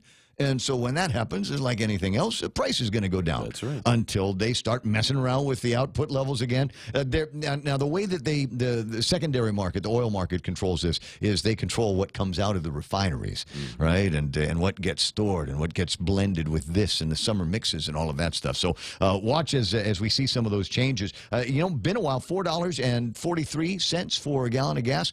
And do me a favor, one of you guys that buys your gas on base over at the auto port, chime in on the Facebook and let me know what kind of numbers you guys are getting these days. Do we want to be tortured like that? Really? I mean, come on. Just for comparison's sake. just so that you can compare. Good morning, Siska. Good morning, Richard. Like I said, just if you know what was it last time? $2.90 or something? I think so. Yeah. They might as well just send a picture of some Popeyes. But it changes every week. Wait a second. Something else will never let me repeat that for everybody that might have missed it. He says, it might as well send a picture of a box of Popeyes, too. I keep talking to him. I say we place outside on this side of the fence. Why do they not? I don't understand. You know what? Did you also know that there's it might still be there. I'm not 1,000% sure. There's a Der Wiener Schnitzel. What? At the airport. Oh, you're kidding me. You know that, right? No. You had no idea? There's a Der Wiener Schnitzel at the airport. And wow. there was a time it was almost worth just getting a ticket somewhere so that you could go to the Der Wiener Schnitzel. And I'd go. Ken says it's $3. All right, so the price up to $3 a barrel. Thanks, Ken. I appreciate that. It's $3 a gallon on base. Wow. If you're buying on base, I got to make that clear. Sorry about all the distractions in my head. This is Der Wiener Schnitzel. You get 3 or 4 of them, and I don't care what they're serving on the airplane anymore. I'm carrying this with me on the actual airplane, and I might save it for the snack on the ride. The last one I went to was Flagstaff, Arizona, and they still had the drive-through. So you drive through, get your hot dog, hamburger, whatever. Yeah. It's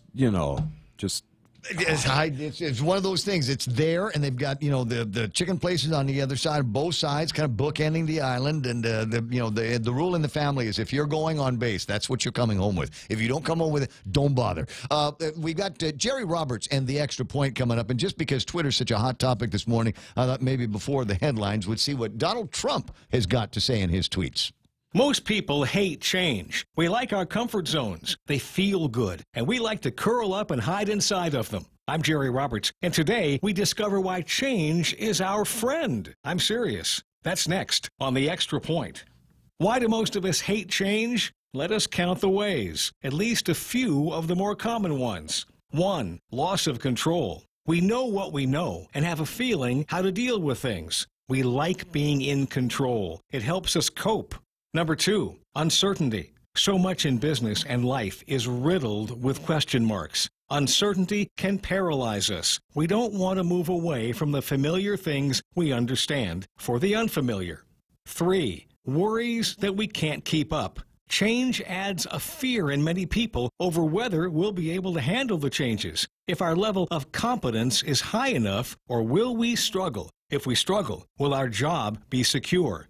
4, is my workload going to substantially increase? We like familiar patterns, and that includes how much work and effort we're used to putting out to deliver on our job. Is that going to change? Will I have to bring work home every night? So how is any of this our friend? We're pushed out of our comfort zone. This is the only time we can grow. Life in the comfort zone is easy, but it's same old, and the reality is that you're either moving forward or you're falling behind. Change brings new experiences. Our eyes are open to new ways and new opportunities. Think of all the things in your life that were once new and a bit uncertain. Yet you adapted, and now those are the standard you accept. Change gets past the ordinary and the routine, making things more interesting. Change is a way to measure ourselves. It helps us establish benchmarks and limitations. When we understand where those limits are, we can arrange for training that will help us exceed them. Exposing ourselves to change teaches us to be flexible and adaptable. Flexibility and adaptability are valuable powers to have. Think about it. If you can handle pretty much anything that gets thrown at you, your level of performance will soar. You'll be seen as a highly reliable asset to the organization, one who can be counted on when things get tough. When you're not stressed, work is more fun. Life is more fun.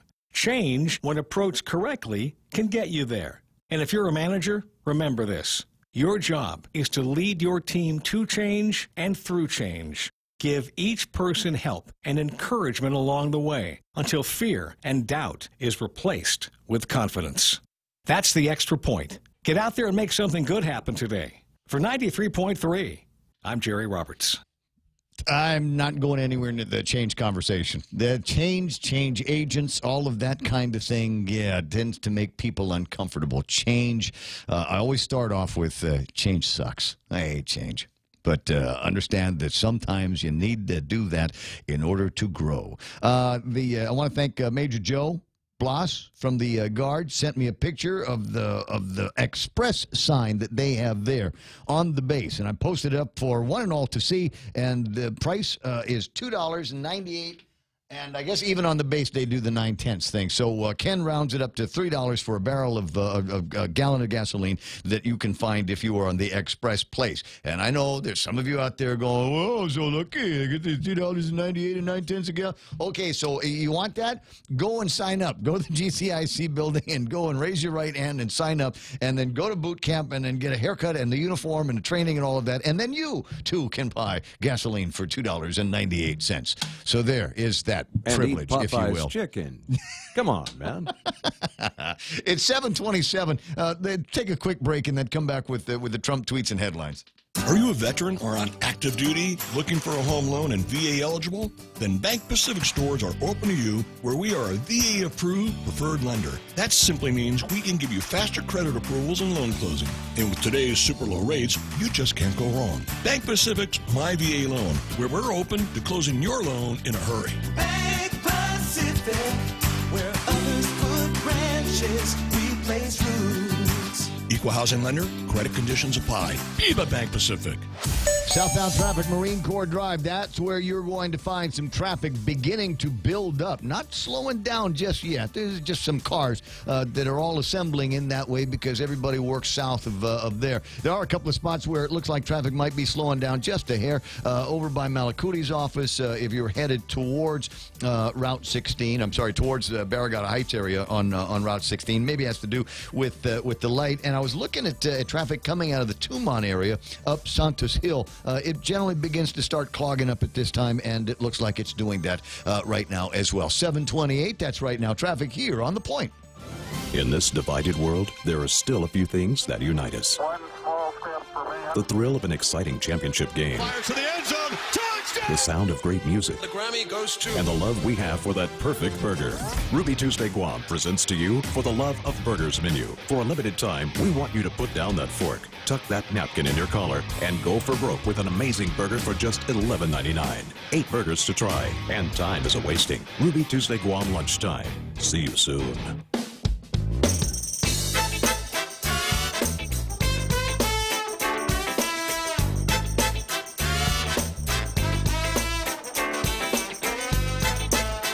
Let's see, has Trump got anything that's going to get him in as much trouble as Roseanne got into? Doesn't look like that. He writes in the last few hours, the fake mainstream media has, from the time I announced I was running for president, run the most highly sophisticated and dishonest disinformation campaign in the history of politics. No matter how well we do, they find fault. But the forgotten men and women won. I'm president, he says.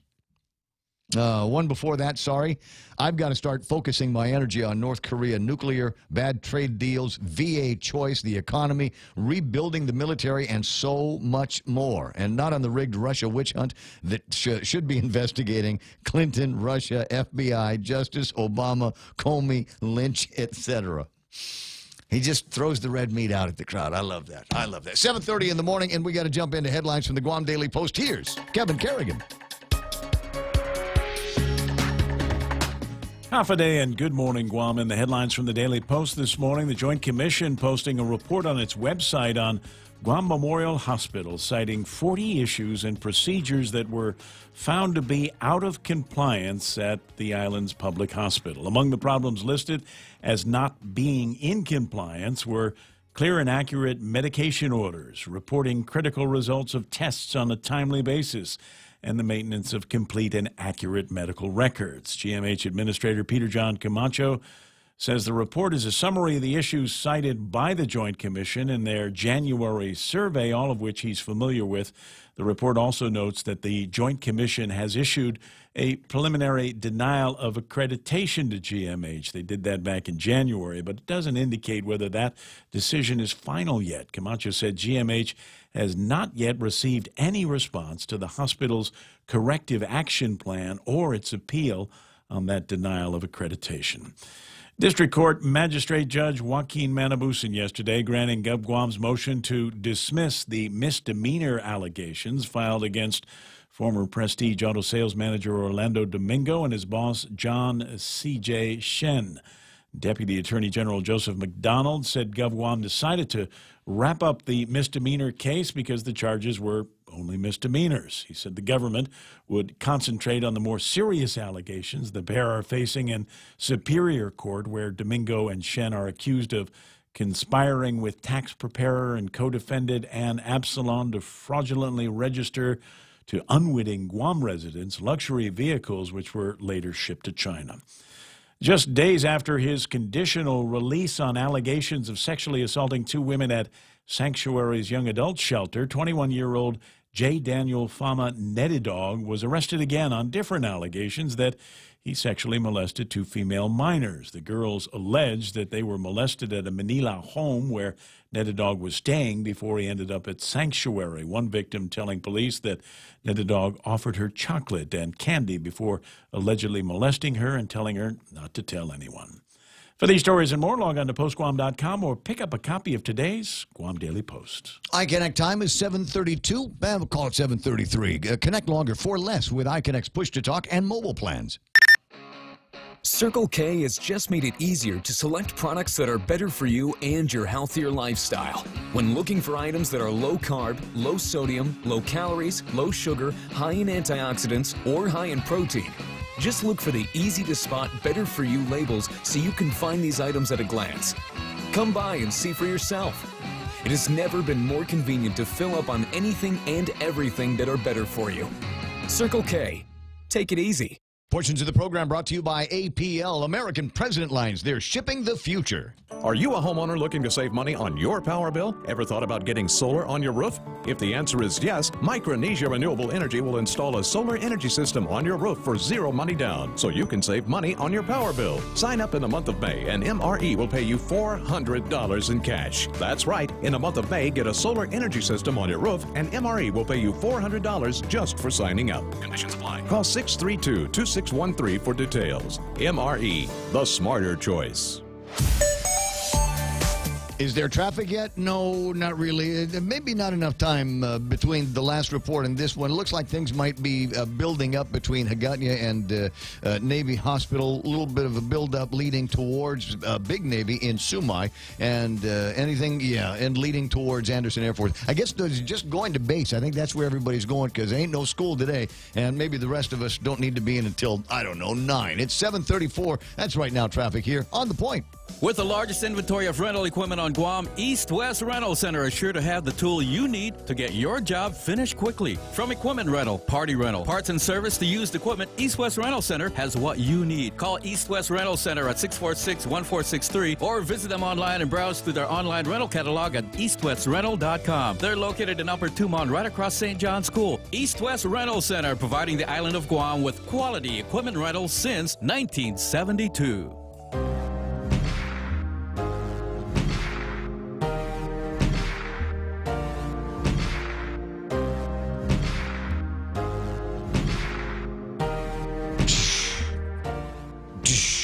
You know what that sounds like? Sounds like shooting birds out of the sky. Just boom, boom, right? Let's save that. You know, we'll use it when we're reporting on the results of the primary election. Yeah, that's the one thing. We're all people kind of going, wow, it's 85 people have signed up, picked up packets or whatever at the Guam Election Commission, and 65 of them or so want to be members of the legislature. And so here's a thought that we haven't really massaged yet. What's that? There's going to be a lot of disappointed people because it's only going to be 15 from the Republican side and 15 from the Democrat side that are going to move on to the general. So at least half of this crowd is going to be going away.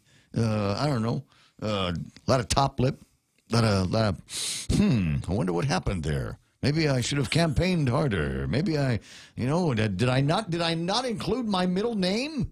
Did I not get out there and wave enough? And that, boy, I tell you what, that counts. That counts, getting out and being seen by the public. There seems to be a connection, I suppose, with, I'd say you're out there and you're waving and it's early in the morning and some days it's hot and some days it's raining, but you're still out there trying to make that one-to-one connection. I see you through, and I know this because I did it. I've done this when we were first starting to promote the show that I was going back on the air. You got out there and waved. Right? Everybody thought you were running.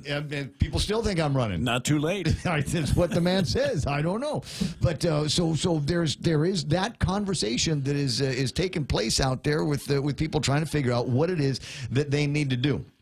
Now, let me give you a piece of advice, and I actually look for this. There was a time in my career where it was kind of frowned on for me to attend political fundraisers. It just, you've got to be able to keep a arm's length, distance between you and these folks, because you might have to report on them. You might have to have, and I figured, what's the difference? I do it now. We see each other all the time, and I report on them, and sometimes they're good calls, and sometimes they're bad calls. else, but it's never held me back from any. So I like to go to these fundraisers. There's another reason why I like to go to the fundraisers. Depending on who's throwing them, the food's pretty good for $10, right? Yeah, there you go. And you go in with another $10 or so to buy raffle coupons. You can get barbecue grills and umbrellas. I mean, there's all kinds of stuff that gets given away at these fundraisers. So I'm just saying. So I like to know when they are. Facebook has got a very good feature, and I've talked about this before, but let me just go over it again. If you go to Facebook, at least on my Android, there is on the right side. There's the three lines. Those are drawers, right? But it looks like a hamburger to me. So you press on the hamburger thing, and then it will show you a list of other things that you can do. Events. Click on events, and now the events button should take you to another page that will tell you about the events that are happening in your community, things that you might be interested in. And so what do we got here? Student Appreciation Month. There's still a long Cinco de Mayo thing. Dunkin' Donuts social. I don't know what that is, but and so it doesn't cost anything to do these, and I don't understand why more politicians don't take advantage of it. Everybody says you got to be on social media, right? I mean, look at us. We're on social media at the Facebook Live thing. They're catching up. Well, slowly. Like I said, I'm going. It's Wednesday. What's for dinner? Where am I going to find? Where am I going to find my $10 worth of chicken and fried chicken and Kelligwin and pizzas and all of that kind of thing? So have your campaign people start looking at that, because it's especially for a lot of the smaller guys that are running for the smaller offices. It's harder to get that kind of earned media. In the recent weeks, there has been some earned media that has been to the benefit of Dennis Rodriguez, Lulian Guerrero last week over at the Rotary Club, and my understanding is that tomorrow is the last of that's right. Yeah, Carl T.C. Gutierrez at the Rotary Club of Guam going to be there. And what I'm told is there are a lot of people that are thinking about renewing their membership so they can go and hang out. And you don't need to renew your membership. Just go and find one of the guys that's already in the Rotary Club and say, I'm going to be your guest, and then show up and pay at the door, and you ought to be all right. But for those guys that are running for those offices, you got to take every opportunity to get out in front of a crowd and maybe influence them to vote in your direction. There is on the point.gu website. I got to say this now. I put up a new online poll, and the question on the poll is, who will win the race for Congress? Who is going to win the race for Congress? And up until the other day, I thought it was just going to be two names. I thought there were just going to be two people. I thought it was just going to be Madeline Ziberdallo versus Mike St. Nicholas. I haven't heard of anybody running on the Republican side. Have you? Nope. No.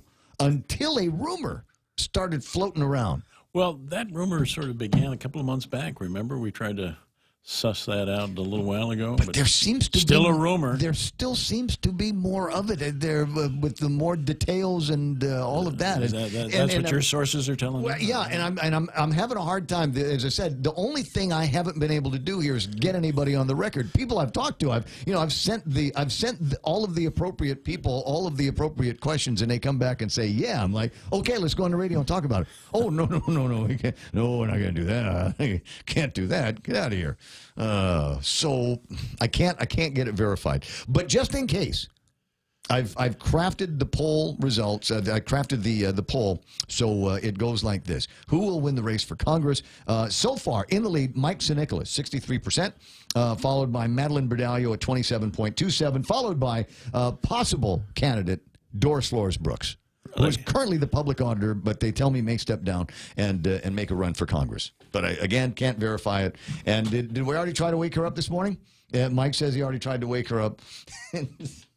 Decline the opportunity to go on the air, did she?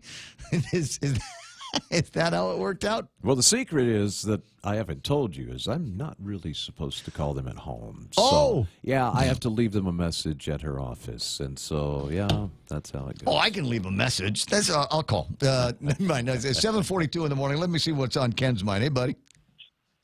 Well, I wanted to reinforce what you were talking about, having these candidates start putting stuff on social media.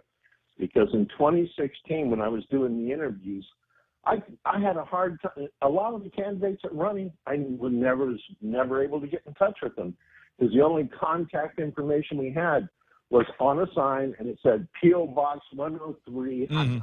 Right. You know, so who do you call, and how do you talk to them? So I even wrote an op-ed piece encouraging candidates to get onto social media, put their contact information, and put their platforms and stuff so people who don't have time, don't have the money to go to these events can do it. I mean, I agree with you. I go to some of these fundraising events and village meetings just for the purpose of seeing what candidates are telling the people and talking to people to see how they're whether they are buying it or not. So let me tell you about personally how I feel about getting these guys on social media. I'd like to see exactly as you point out, all of that stuff. Okay, but here's what I don't want to get a whole lot of a whole lot of me. And you see that now with some of the candidates. Heck, you see it now with some of the elected leaders. Where there's a whole lot of, oh, look at me, I showed up at this. Oh, look at me, I'm having my hand shaken with this guy. Okay, I don't really care about that. Just let me know about your events and where what some of your platform ideas are. And don't sponsor, don't boost your post or any of that stuff. If I'm interested, I'll find you. Because what's going to happen is, and I saw somebody, the perfect Facebook strategy is if somebody comes up, it's like, okay, Ray Gibson's running for office. Okay, friend me, and then once we're friends, if all of a sudden you start seeing too much of me, then you can unfollow me. And then you won't see me at all. We'll still be friends. You'll still show up on my list as a friend, but you're just not seeing as much from me as possible. Well, it's a vital strategy when you have this many people running because thank God they're not going to have signs on every intersection. They wouldn't be able to drive anymore. Well, still, the problem is I thought we had these laws that talked about the different sizes of the signs and where they can be placed and all of that. And we still have all of these massive signs, but I guess you can have a massive sign on private property. And on a pickup truck. Oh, and on a pickup. Well, that's okay. You know what? If you want to all of a sudden make your mileage 1 mile to the gallon, go ahead and put as many signs on the pickup trucks as you want to. The detriment is to your gas bill. And I chuckled when you were talking about the waves because it's one of those things. I can't remember his name, but the guy said that 50% of advertising is crap, but I don't know which 50% of it is. Yeah, that guy. Yeah. Because everybody I asked, do waves make a difference in getting your vote? And almost everybody I talk to says no. And then every candidate I talk to says, oh yeah, if you don't wave, you can't get elected.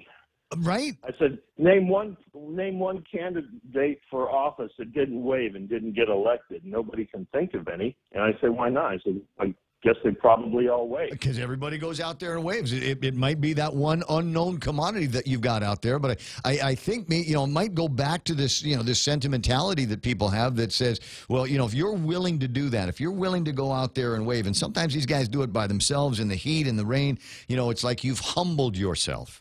We get it. You're a politician. You're like that. But you've humbled yourself before the people by going out there and waving and trying to make that dashboard to eyeball connection. Well, on that basis, the winning strategy for governor is to set up a dunk tank and have people come up and throw softballs. And yeah, I think we're the ones that are getting dunked around here. What have we got? An interesting question. And from Andre Bainham, he says, who are these 85 people?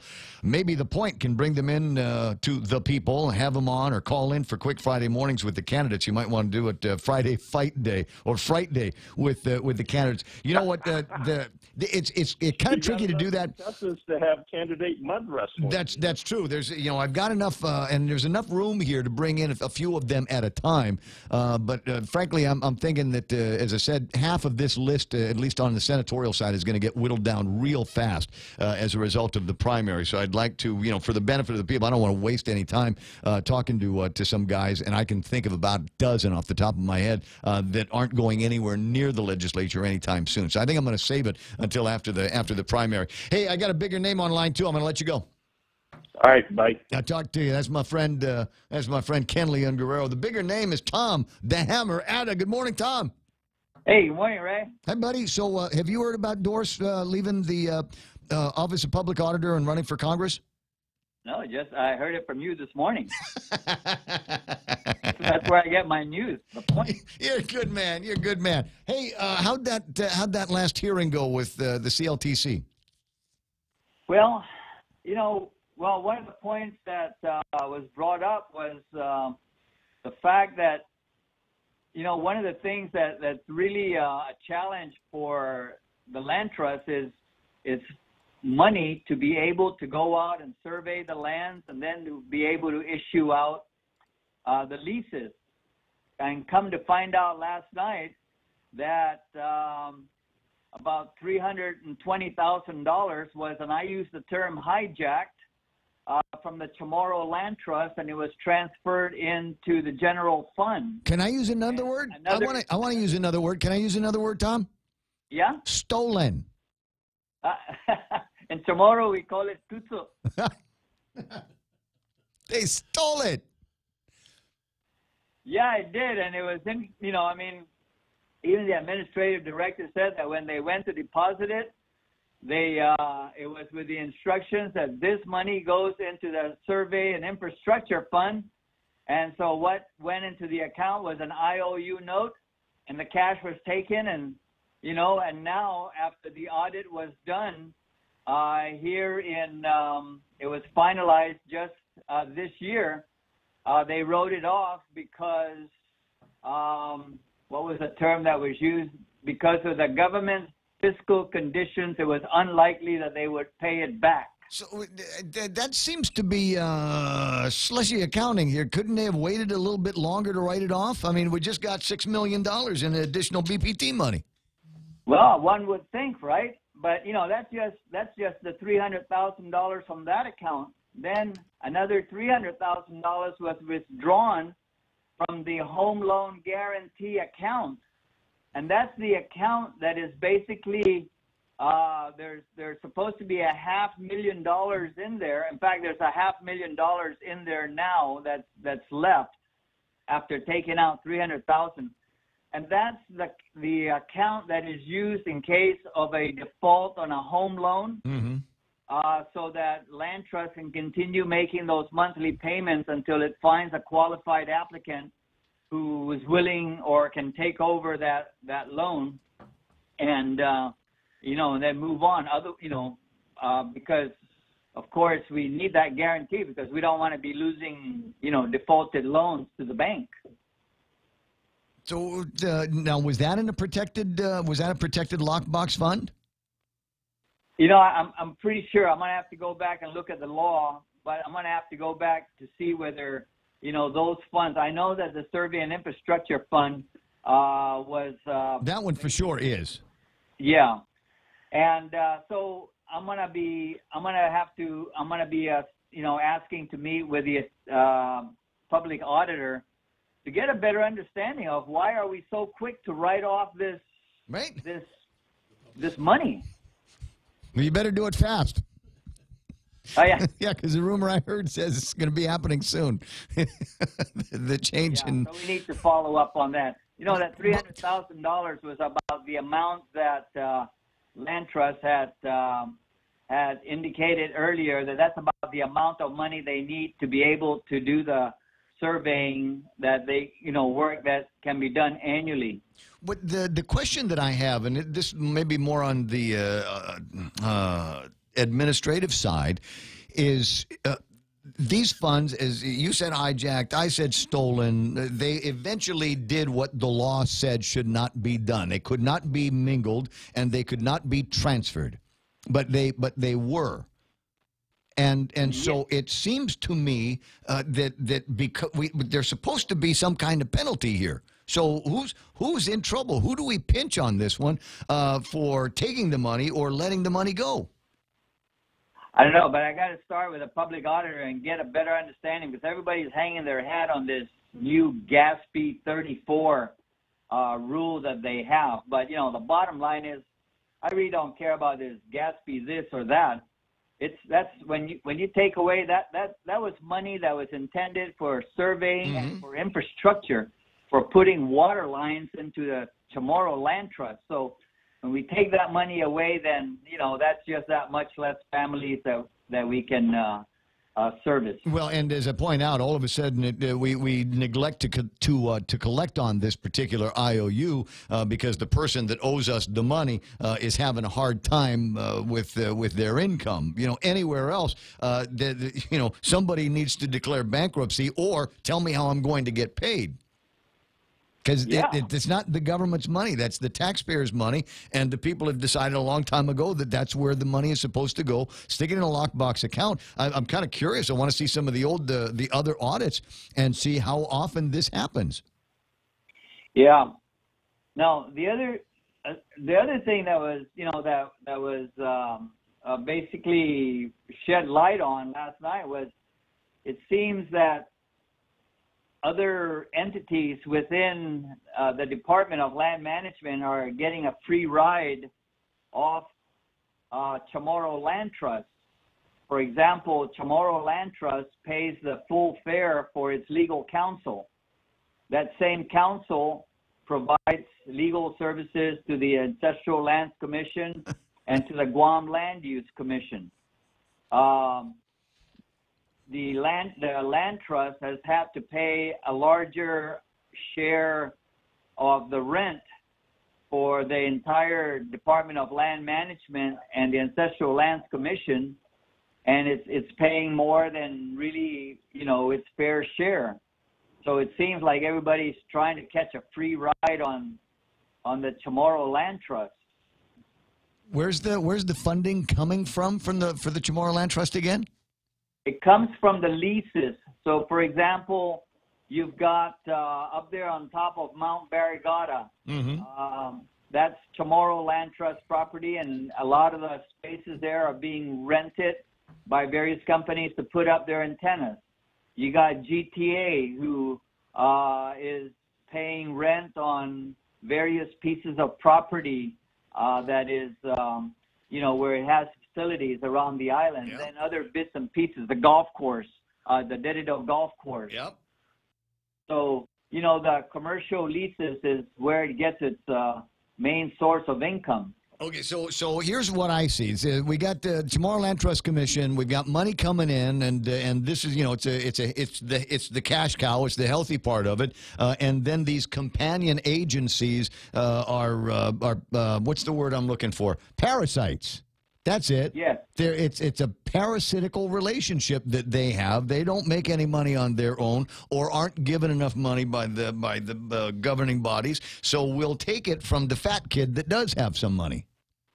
Yeah. And so but unfortunately, because they've taken those funds from the fat kid can't do what he's supposed to be doing for the Chamorro Land Trust and the beneficiaries of the land trust.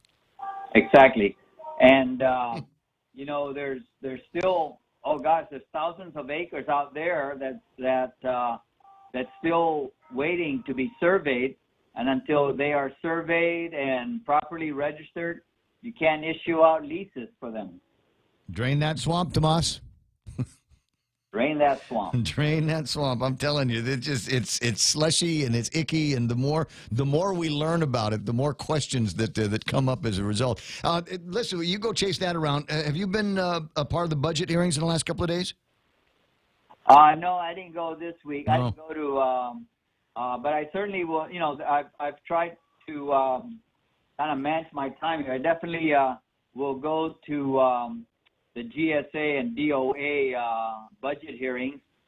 And Public Works is today, but I'm not really concerned about anything with Public Works. I was just wondering if you were there yesterday for the Office of Technology, because it occurred to me that we've had this Office of Technology, and I can't name any one thing they've done. Can you?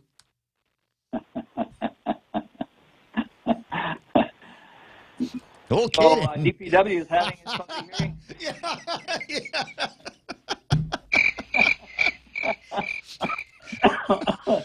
I know, Larry. You're gonna miss me when you're gone. You're gonna want me to call you every morning anyway.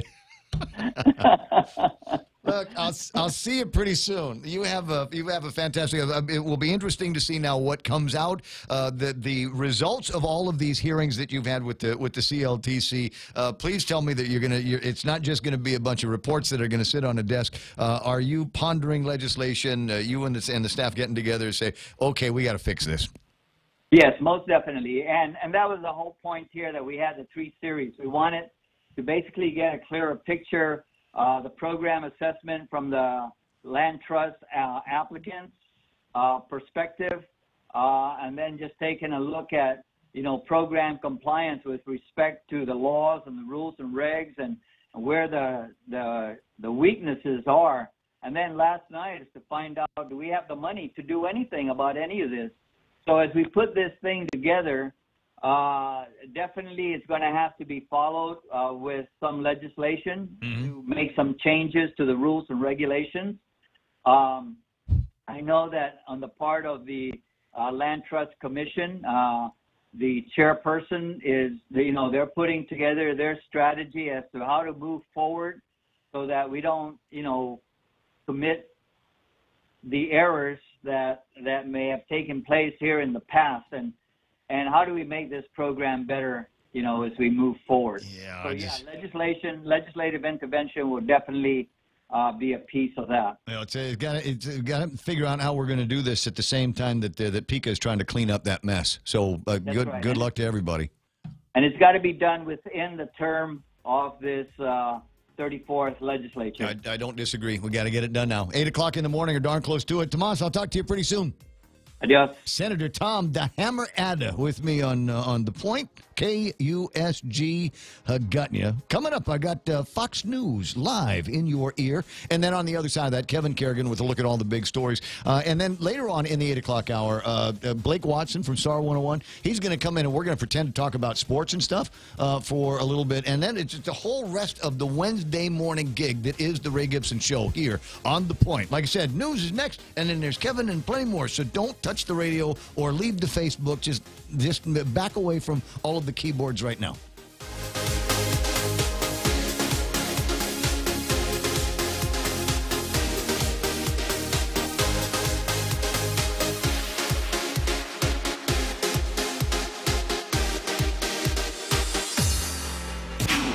This is a Fox News alert. Stepping down. I'm Lisa Lacera. He was once seen as a rising star in the Republican Party, but Missouri Governor Eric Greitens is calling it quits over a sex scandal. Fox's Gernal Scott has this live. Lisa, Greitens says he will leave the governor's office June 1st. He was indicted in February on invasion of privacy for sending out a photo of a woman he admitted an affair with without her consent. That charge later dropped, but with intent to be refiled.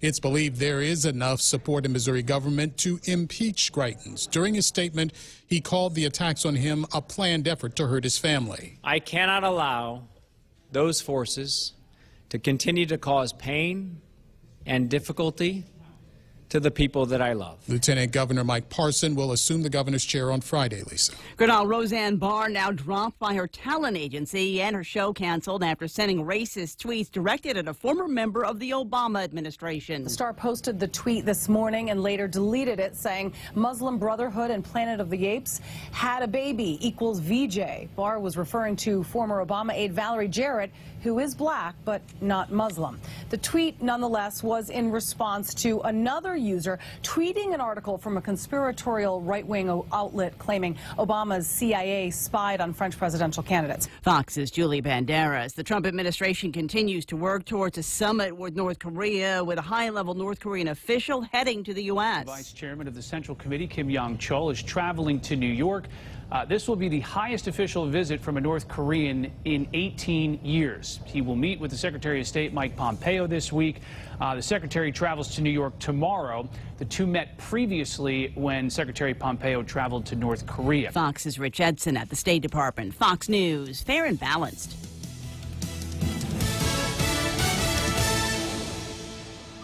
In this divided world, there are still a few things that unite us. The thrill of an exciting championship game. Fires to the end zone. Touchdown! the sound of great music, The Grammy goes to... and the love we have for that perfect burger.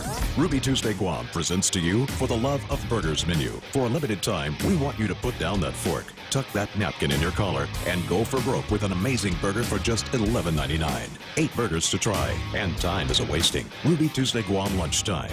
See you soon. So you want to buy a house, but you don't know how much you could borrow. So what do? Well, you come to Bank Pacific and get pre-qualified. Sit down with one of our home loan specialists and let us see how much we can lend you so you know how much you can spend on your new home. Bank Pacific, where we're open to closing your loan in a hurry. Bank Pacific, where others put branches, we place roots. Equal housing lender, conditions apply. Come pre-qualified today.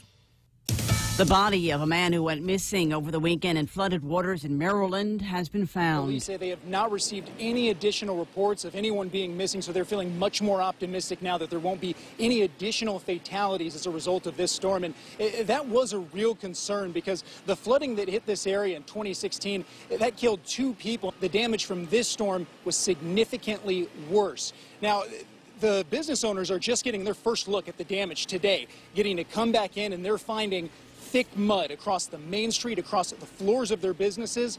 Walls of several buildings are completely gone. Fox's Garrett Tenney. Authorities say a Tesla in autopilot mode has crashed into a parked police car in Southern California. The officer was not in the cruiser during the crash in Laguna Beach. Police say the driver suffered minor injuries. The police SUV ended up with its 2 passenger side wheels on a sidewalk. Tesla's autopilot mode has come under scrutiny following other recent crashes. The car maker says the function is not designed to avoid a collision and warns drivers to not rely on it. Political turmoil in Italy sending U.S. markets sinking. The Dow lost 391. The Nasdaq dropped 37. The S&P off 31. Populist anti-establishment group was rebuffed by the Italian president. Said no Eurosceptics here. I'm going to put in my own guy and see if he can form a government. And all of a sudden the markets say, wait a minute, is it 2012? Is this Greece all over again? And we've seen a lot of money come out of Italian debt. Ashley Webster with the Fox Business Network. The promoter of a new Melissa McCarthy movie has told a judge the lawsuit from the makers of Sesame Street could be devastating for the film's August release. The makers of Sesame Street are suing STX Productions for trademark infringement. STX says there's no reasonable parent would confuse R-rated Happy Time Murders with Sesame Street. Lisa Lacera, Fox News Radio. From September 17 to September 19, 2018, the Archdiocese of Agana will be conducting settlement conferences with victims of clergy abuse. If you have a claim and want to meaningfully participate in the September settlement conferences, call Hope and Healing Guam at 1-888-649-5288 before August 1st, 2018. All conversations with Hope and Healing Guam are confidential. If you have filed a lawsuit against the Archdiocese, you are already included in this settlement process. Stop by any Circle K today and overload your For Real. It's simple. Pick out your favorite For Real shake, blend it, and then mix and match any 2 toppings for only $1. Overload your For Real with a variety of sweet treats like Oreo cookies, gummy bears, classic M&Ms or peanut M&Ms, and Reese's peanut butter cups. Simply add them to your For Real shake for an overload experience and enjoy. For Real Overload, only available at participating Circle Ks. Circle K, take it easy. What would you do with unlimited internet? With Docomo Pacific, the possibilities are endless. Docomo Pacific is throwing off the data caps so you can enjoy more of the things you love. Watch, stream, download, and play with no end in sight. Stop by any of our stores or check out DocomoPacific.com to learn more. Life becomes limitless with Docomo Pacific. Better together. As we journey through the new year, we here at APL continue to find ways to better deliver our island's resources with innovative and cost-effective solutions, lending our helping hands by carrying your freight safely from the U.S. mainland or anywhere in our global network. We humbly honor the opportunities to continue to work and connect with you and your business. We are APL, and we are here for you. Chili's Smokehouse menu just got tastier with their new smoked honey chipotle short ribs, marinated and smoked for hours. Try the smoked honey chipotle short ribs and chicken combo, or enjoy the family combo with mouth-watering honey chipotle short ribs, Texas-sized baby back ribs, crispy chicken, and juicy barbecue chicken served with home-style French fries and corn on the cob. It's the Chili's Smokehouse menu, now with smoked honey chipotle short ribs. Available for a limited time. Chili's, more life happens here.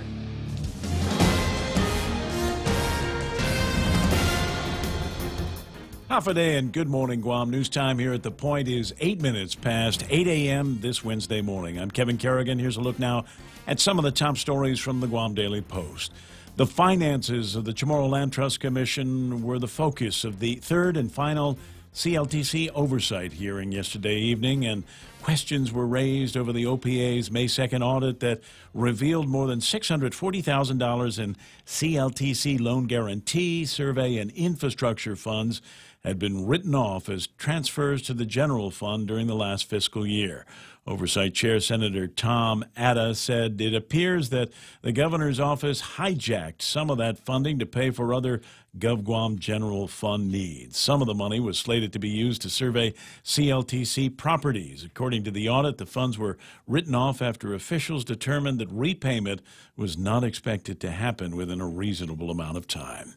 At a special meeting last night, the Guam Election Commission deciding it does not have jurisdiction to investigate a complaint filed by the governor's former communications director, Troy Torres. Following advice from legal counsel, GEC Executive Director Maria Pangilinan announced that the commission would not pursue the matter and a letter would be sent to Torres letting him know. No decision, however, was taken on the merits of the complaint. Torres has alleged that Election Commission board member Jadine Tuncap approached an unnamed supporter of Senator Dennis Rodriguez with a message for the senator. The message was vote for the governor's tax increase, or the governor would not approve Dave Cruz's request to become an unclassified DOE employee, which would allow him to become Rodriguez's running mate. Rodriguez has confirmed that he got that message, but he did not vote for the tax increase, and the governor has denied the allegations. He did approve Cruz's unclassified position at DOE. In response to the GEC's decision not to pursue his complaint, Torres asked who has jurisdiction then, and he accused the commissioners of covering for one of their own. We'll have more news after this. Hey, it's your stomach again. Subway has all new signature wraps, and around the water cooler, the other stomachs can't stop talking about them. Chipotle Southwest steak and cheese, turkey, bacon, and guac, rotisserie-style chicken Caesar signature wraps. Listen, if I'm honest, as a talking stomach, I don't have a lot of life experience. But I do know one thing. These signature wraps are jam-packed with meat. So what are you waiting for? I'm growling over here. Subway. Make it what you want. Rain. It's nature's way of cleansing the earth. Yet by the time that rainwater makes its way to your home, it may not be exactly the same as nature created it. A Connecticut water treatment system can improve the quality of the water you and your family drink and use throughout your home, so you can be sure your water is clear, clean, and fresh, just as nature intended it to be. Connecticut, for refreshing ideas on water. American Water Tech. Smarter water, better water. Call American Water Tech, 649-2301, or email info@americanwatertech.com. 11 minutes past 8 a.m. here at The Point. Increasing the number of airline seats available for travel to Guam from Japan has become a key goal for the Guam Visitors Bureau, and their budget request for fiscal year 2019 reflects that priority. GVB is spending $1 million this fiscal year on its Japan Charter Support Program. They want to double that amount to $2 million by next year. During GVB's budget hearing before the Appropriations Committee yesterday, GVB President Nate DeKnight pointing out that Guam has lost over 250,000 airline seats from Japan in the past year, and GVB has launched 2 programs to reverse that by increasing the number of charter and regularly scheduled flights from Japan to Guam. GVB is asking for an additional $750,000 as well to increase its Japan marketing budget to boost the amount of marketing support now being offered to airlines to get more seats into the market. A woman who pleaded for her release in fear of her safety was placed back behind bars again for failing to comply with her release conditions as she was awaiting sentencing. Lavelia Mendoza pleaded guilty last year to drug possession with the intent to distribute. She was accused of possessing methamphetamine and cocaine. In district court yesterday, she claims she missed only one meeting with probation because her boyfriend had body slammed her and wouldn't let her leave and took her keys. She also alleged that people had come to her home and made threats to her life for cooperating with investigators. However, Magistrate Judge Joaquin Manabusan wasn't buying it. He ordered Lovelia back to jail because she had failed to comply with regularly scheduled checkups with U.S. probation. For these stories and more, log on to postguam.com or pick up a copy of today's Guam Daily Post. Here's Ray with weather. It looks like partly cloudy skies ahead, hazy with isolated showers. East winds up to about 20 miles an hour today, decreasing a little overnight. Highs 89 degrees. Max heat index today is going to feel like 104. It will feel like 104 degrees today. A little warmified out there. Yeah.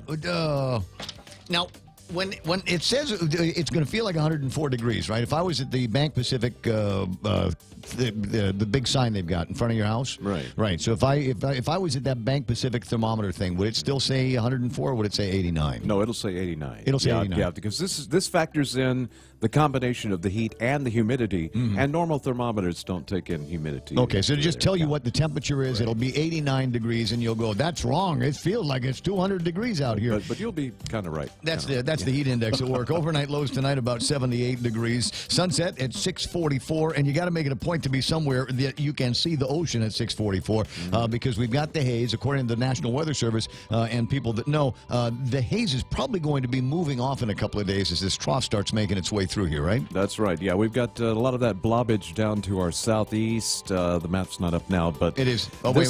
This is I still got that picture of the gas prices. 298. How about that? There we go. Yeah, you can see that big blob off to our southeast, and that's going to be moving through and past us over the next over the next 7 days, really ramping up by Friday. And as that does, it's just going to kind of push that haze right on out of the way, rain the stuff out of the sky. Yeah, so take your pictures now because I got a feeling that we're going to have some spectacular, sexy sunsets. We had a lot of pink in the sunrise this morning, so I expect this evening's sunset should be very nice. The color you were thinking of is salmon, by the way. It's 8:14. That's news and weather together here on The Point.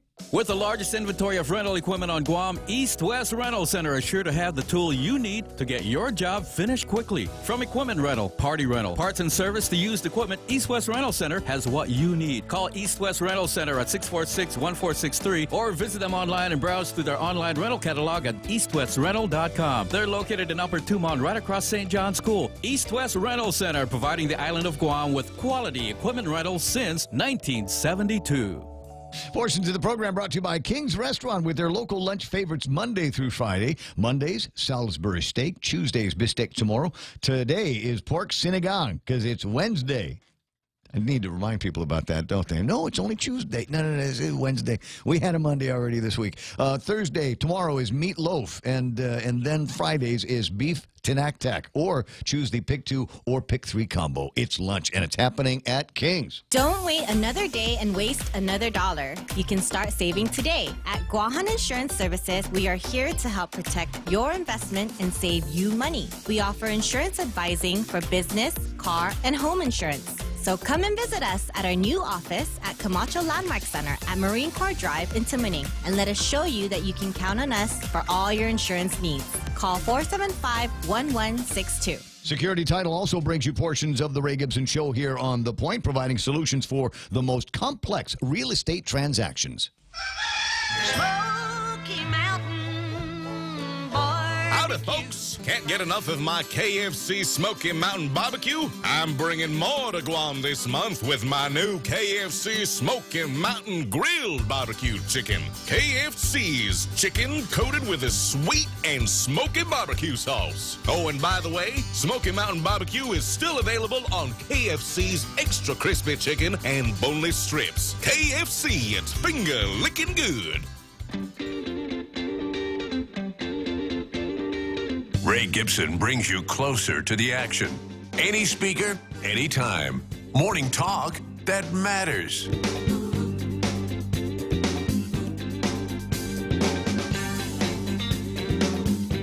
As I've said before, I can't take the pressure. I got to make it meaningful. I've got to make so it matters every day. All right, I'll work through it, but I can't do it for the whole 4 hours. That's why I have distractions like this one. When Blake Watson from Star 101 comes in and we pretend to talk about sports for a little bit, and so it's at this time that is my pleasure to welcome Blake. with sports.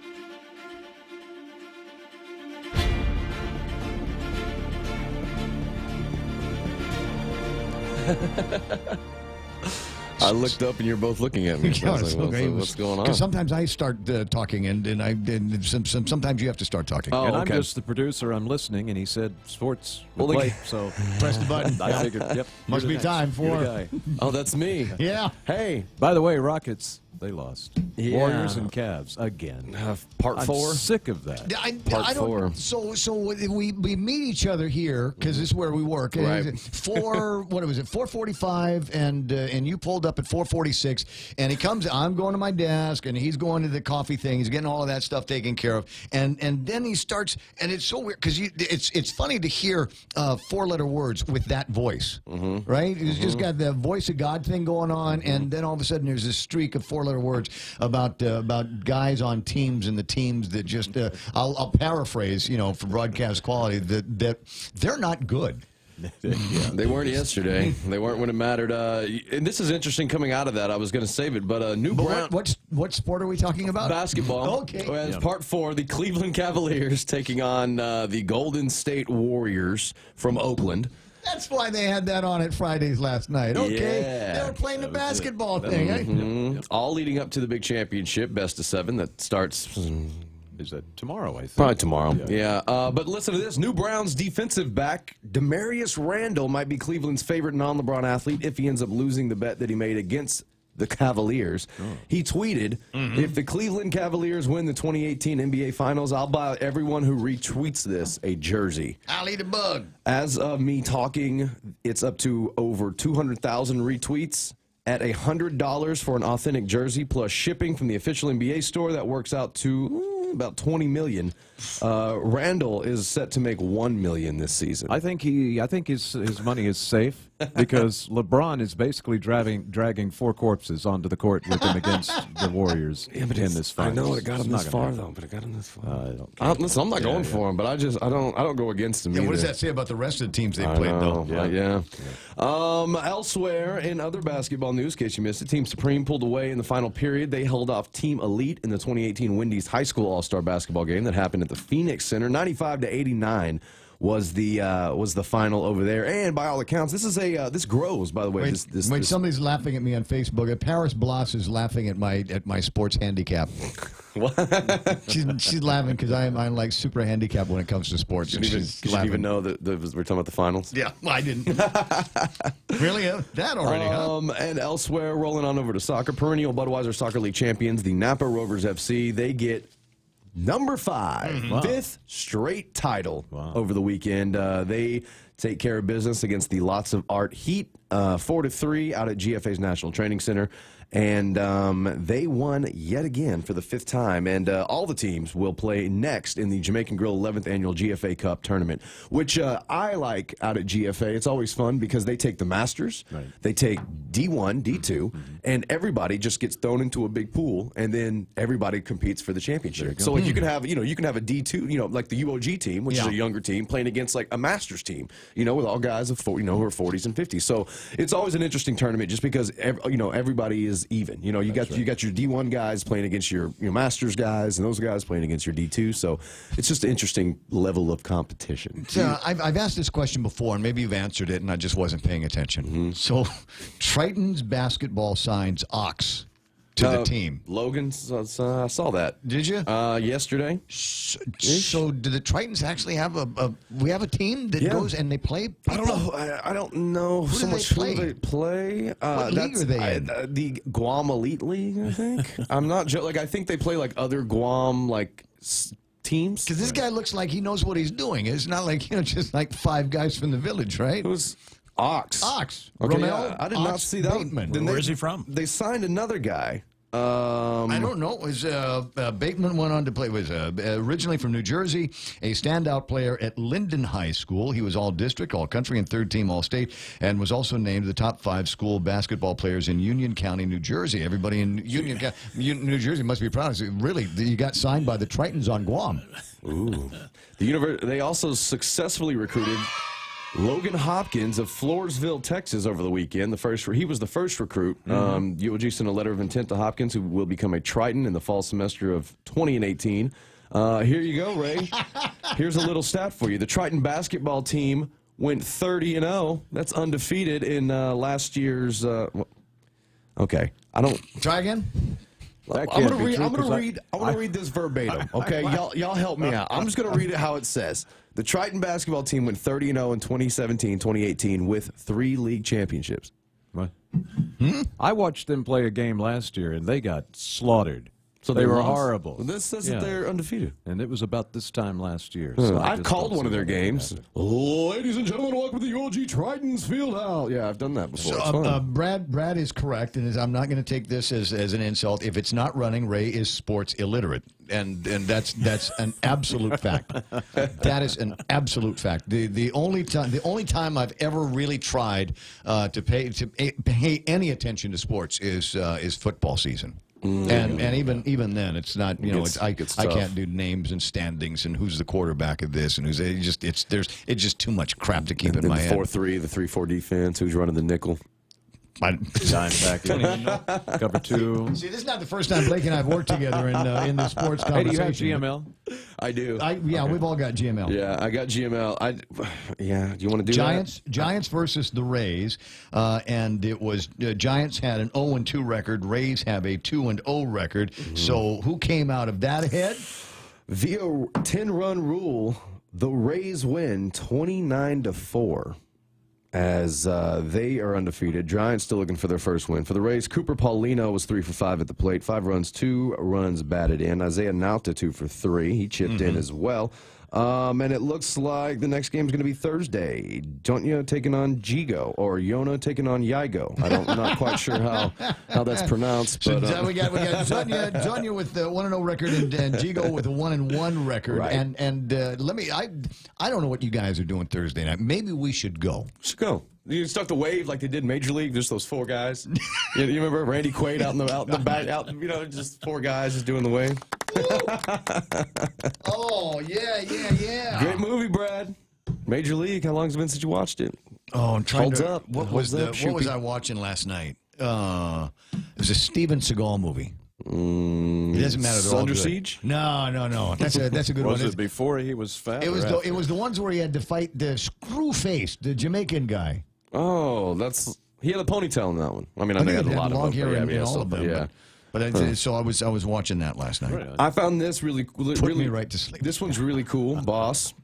Ted Leonisis, CEO, founder of Monumental Sports and Entertainment, produced one of the moments of the year this week. He surprised 200 of his employees with tickets and transportation to Las Vegas to the Stanley Cup Finals to watch the Capitals take on the Golden Knights. He sent out a email with the tagline, the subject line, "Let's go to Vegas," with like 1 million exclamation points, according to a employee.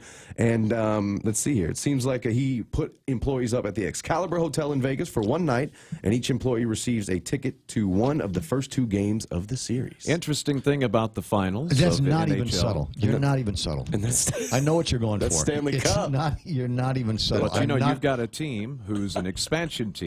Naturally, have never won a title against a team who hasn't won one in 44 years. But the point is he wants his boss, me, to give everybody accommodations. Well, I was and trying tickets. to smooth that part over. I'll tell you what. You don't have to splurge on Vegas since the other team is Washington. I'll take a trip to DC if you want. I was thinking we'd just meet at Jamaican Grill and then walk over and watch the baseball tomorrow night, and then we'd have something to report on for Friday morning. That seems free of charge. I may not do it. I still may not. Man, so if we go to Jamaican Grill, we'll get a little platter here, some cold beer, be all right. Some sun splashes for the kids, some ribs, and then we'll go next door, or find an excuse to stay at Jamaican Grill and drink beer. We can hear it, but I'm not done with the ribs. I've got more ribs. All right. Well, listen, you have a terrific. I should probably get around to doing this at some point. Programming note: it's Monday is a holiday, so I'm not going to be here. Monday, no, it's not a holiday. What? Monday was a holiday. The last Monday was a holiday, and I wasn't. But this coming Monday, I've got some things to take care of in Hong Kong. So I've got some business there that I have to attend to, and I could not get a flight back on Monday morning. The next flight back is going to be on Tuesday morning. So there is not going to be a Ray Gibson show. That means that there's not going to be any sports. But we're doing it for the rest of the week, though, right? We're good. Oh yeah. Okay. So you leave Friday? You leave Friday? So whatever the Hong Kong flight is, whatever it says on the little thing that they give you on this, they send you an email, and the last couple of times I've traveled, I haven't even used it. Because they send you, I know I'm supposed to be at the airport at this time, so I go in, put the passport in the machine, and then it spits out my boarding passes, and then I throw the luggage at somebody, and that's how I do it. Go stand in line and go through that cool little phone booth. It's a miracle that I actually ever get where I'm going. Because I don't even look at. I told you last time I did this, right? I got to the airport. I said, "Hey, this place has changed from the last time I was here." And the people I was traveling with said, "This is because it's not Narita. This is Nagoya, you idiot." Because I just put the passport in the thing and got on the plane. I thought I was in Hong Kong and I was in Taiwan one time. Benita Cruci kept giving me beer, so the airport looked alike. I didn't leave the airport. 8:28 in the morning. So now I've completely embarrassed myself. I got you better go back and do that music thing over on Star 101. Tell you what, it's 8:28 in the morning. That's Blake Watson. That was sports. I'm Ray. Kevin with his last look at headlines coming up. Ready to buy real estate on Guam? Congratulations! But what now? There are so many questions, so many things to do. Where do you start?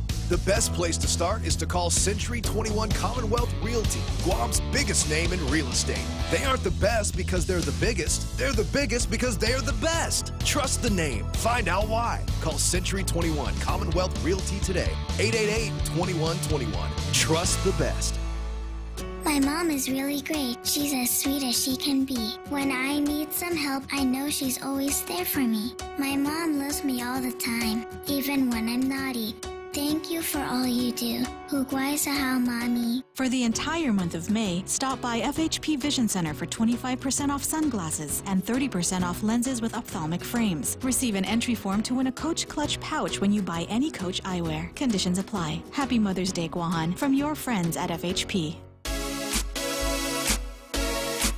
It's what I choose, what I think I've got the bandwidth to keep in my head, and I have nothing but love and respect for friends of mine that like Kevin was just saying a second ago. You remember the starting five for the Knicks from what year was that?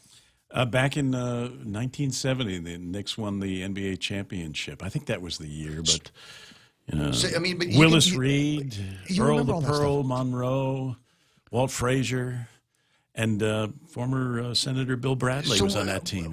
What because else you were could following have? it. Yeah. Okay, yeah, well, I mean, yeah, from that's where you were from. That was those were your guys, all of that. So I'm from here. We don't, I guess I can follow the Ox now. I can say we're following the Ox on the Tritons. That's it. I remember a little bit of the guys that played basketball and football when I was in high school. But that's as far into it as I got. But and my dad's team was always the Washington Redskins, and I don't remember anything about the Washington Redskins at all. But I can give you the phone number of my grandmother's house. She's been dead for 20 years. I can give you the telephone number and the address of the apartment that I lived in Hawaii for a little bit. Memories of funny things. And I haven't thought about that place since, except for right now, in something like the last 30 years. So it's just kind of one of those things. I don't have the bandwidth for all of the rest of this stuff. But politics, Guam politics, some homegrown political stuff, I got some institutional knowledge. And that has probably taken the spot where sports would go in my brain. Yeah. Well, don't feel bad because I have to retrain myself every day when I come in here. So. That's what Mondays feel like for me. It's 8:31 in the morning and time for headlines from the Guam Daily Post. Here's Kevin Kerrigan. Dun, dun. Half a day and good morning, Guam. And the headlines from the Daily Post this morning. The Joint Commission posting a report on its website on Guam Memorial Hospital, citing 40 issues and procedures that were found to be out of compliance at the island's only public hospital. Among the problems listed as not being in compliance were clear and accurate medication orders, reporting critical results of tests on a timely basis, and the maintenance of complete and accurate medical records. GMH Administrator Peter John Camacho says the report is a summary of the issues already cited by the Joint Commission in their January survey, all of which he's familiar with. The report also noting that the Joint Commission had issued a preliminary denial of accreditation to GMH back in January, but doesn't indicate whether that decision is final yet. Camacho said GMH still has not received any response to the hospital's corrective action plan or its appeal on the denial of accreditation. Just days after his conditional release on allegations of sexually assaulting 2 women at Sanctuary's young adult shelter, 21-year-old J. Daniel Fama Nedadog arrested again on different allegations that he sexually molested 2 female minors. The girls alleged they were molested at a Manila home where Nedadog was staying before he ended up at Sanctuary. One victim telling police that Nedadog allegedly offered her chocolate and candy before molesting her and telling her not to tell anyone. A change of command ceremony is slated for Andersen Air Force Base next week. Andersen's 36th Wing Commander, Brigadier General Douglas Cox, will be moving on. He'll be succeeded by Brigadier General Gentry Boswell during a change of command ceremony on June 8th. Boswell is coming from Barksdale Air Force Base in Louisiana, where he served as the Deputy Director of Operations at Headquarters Air Force Global Strike Command. For these stories and more, log on to postguam.com or pick up a copy of today's Guam Daily Post. See, I know better than to ask you what you're going to be working on today, because you're going to say I have to wait until tomorrow morning. That's right. Read it in the Daily Post or hear it here on the Point. Sorry. Be another interesting day, so tune in. Now, I'm trying to do this thing where if I don't talk, he just keeps talking and fills it in and will tell me what I'm asking for anyway. It's kind of funny, though, because when he said sorry, you could almost hear him say, not sorry. Not sorry. Kevin Kerrigan from the Guam Daily Post. It's 8:34, and that's iConnect time. They want you to connect longer for less with their push-to-talk and mobile plans. In illness and in wellness, Calvo's Select Care is health care that is there for you. That's why over 80% of the Guam medical community places their trust and insures with us. We offer our members wellness and fitness programs for a healthier lifestyle and provide a comprehensive medical network on and off island to help members from unexpected illnesses. Contact Calvo's Select Care today for more information. American President Lines brings you portions of the Ray Gibson Show. APL is shipping the future. Are you a homeowner looking to save money on your power bill? Ever thought about getting solar on your roof? If the answer is yes, Micronesia Renewable Energy will install a solar energy system on your roof for zero money down, so you can save money on your power bill. Sign up in the month of May, and MRE will pay you $400 in cash. That's right. In the month of May, get a solar energy system on your roof, and MRE will pay you $400 just for signing up. Conditions apply. Call 632-2613 for details. MRE, the smarter choice. There hasn't been any traffic we're speaking about almost all morning. I'm looking at the second string traffic, yeah, we've got cars in all of the usual spots, you know, in front of us here in the DPW area in Upper Tumon, making your way down to Kmart. But other than that, I don't see anything that is going to be slowing down or snagging anybody. Just as I say that, then. What have I got? That stretch of road between Adelup and the Paseo looks like southbound traffic along Marine Corps Drive. Like I said, on the south side of the Paseo. Southbound. Watch out. I got a line of traffic that's working there for no good reason that I can see on the traffic gizmo. If you are there and you are stuck behind something that is either stalled or broken, 888-8255. Like to get the splains on that. But otherwise, everything else looks like it's clear north and south. It's 8:35. That's right now traffic here on The Point. Say hello to high-speed data on the widest 4G LTE network in the Marianas. We've just upped your prepaid data, so make your big plans bigger with 1 gigabyte of data per day. Bigger prepaid data for your big plans that just keep getting better. Enjoy high-speed data and unlimited local talk and text on the widest 4G LTE network in the Marianas. Text LTE to 3282, select a plan, and enjoy 1 gigabyte of data per day. Docomo Pacific, better together. Some conditions apply.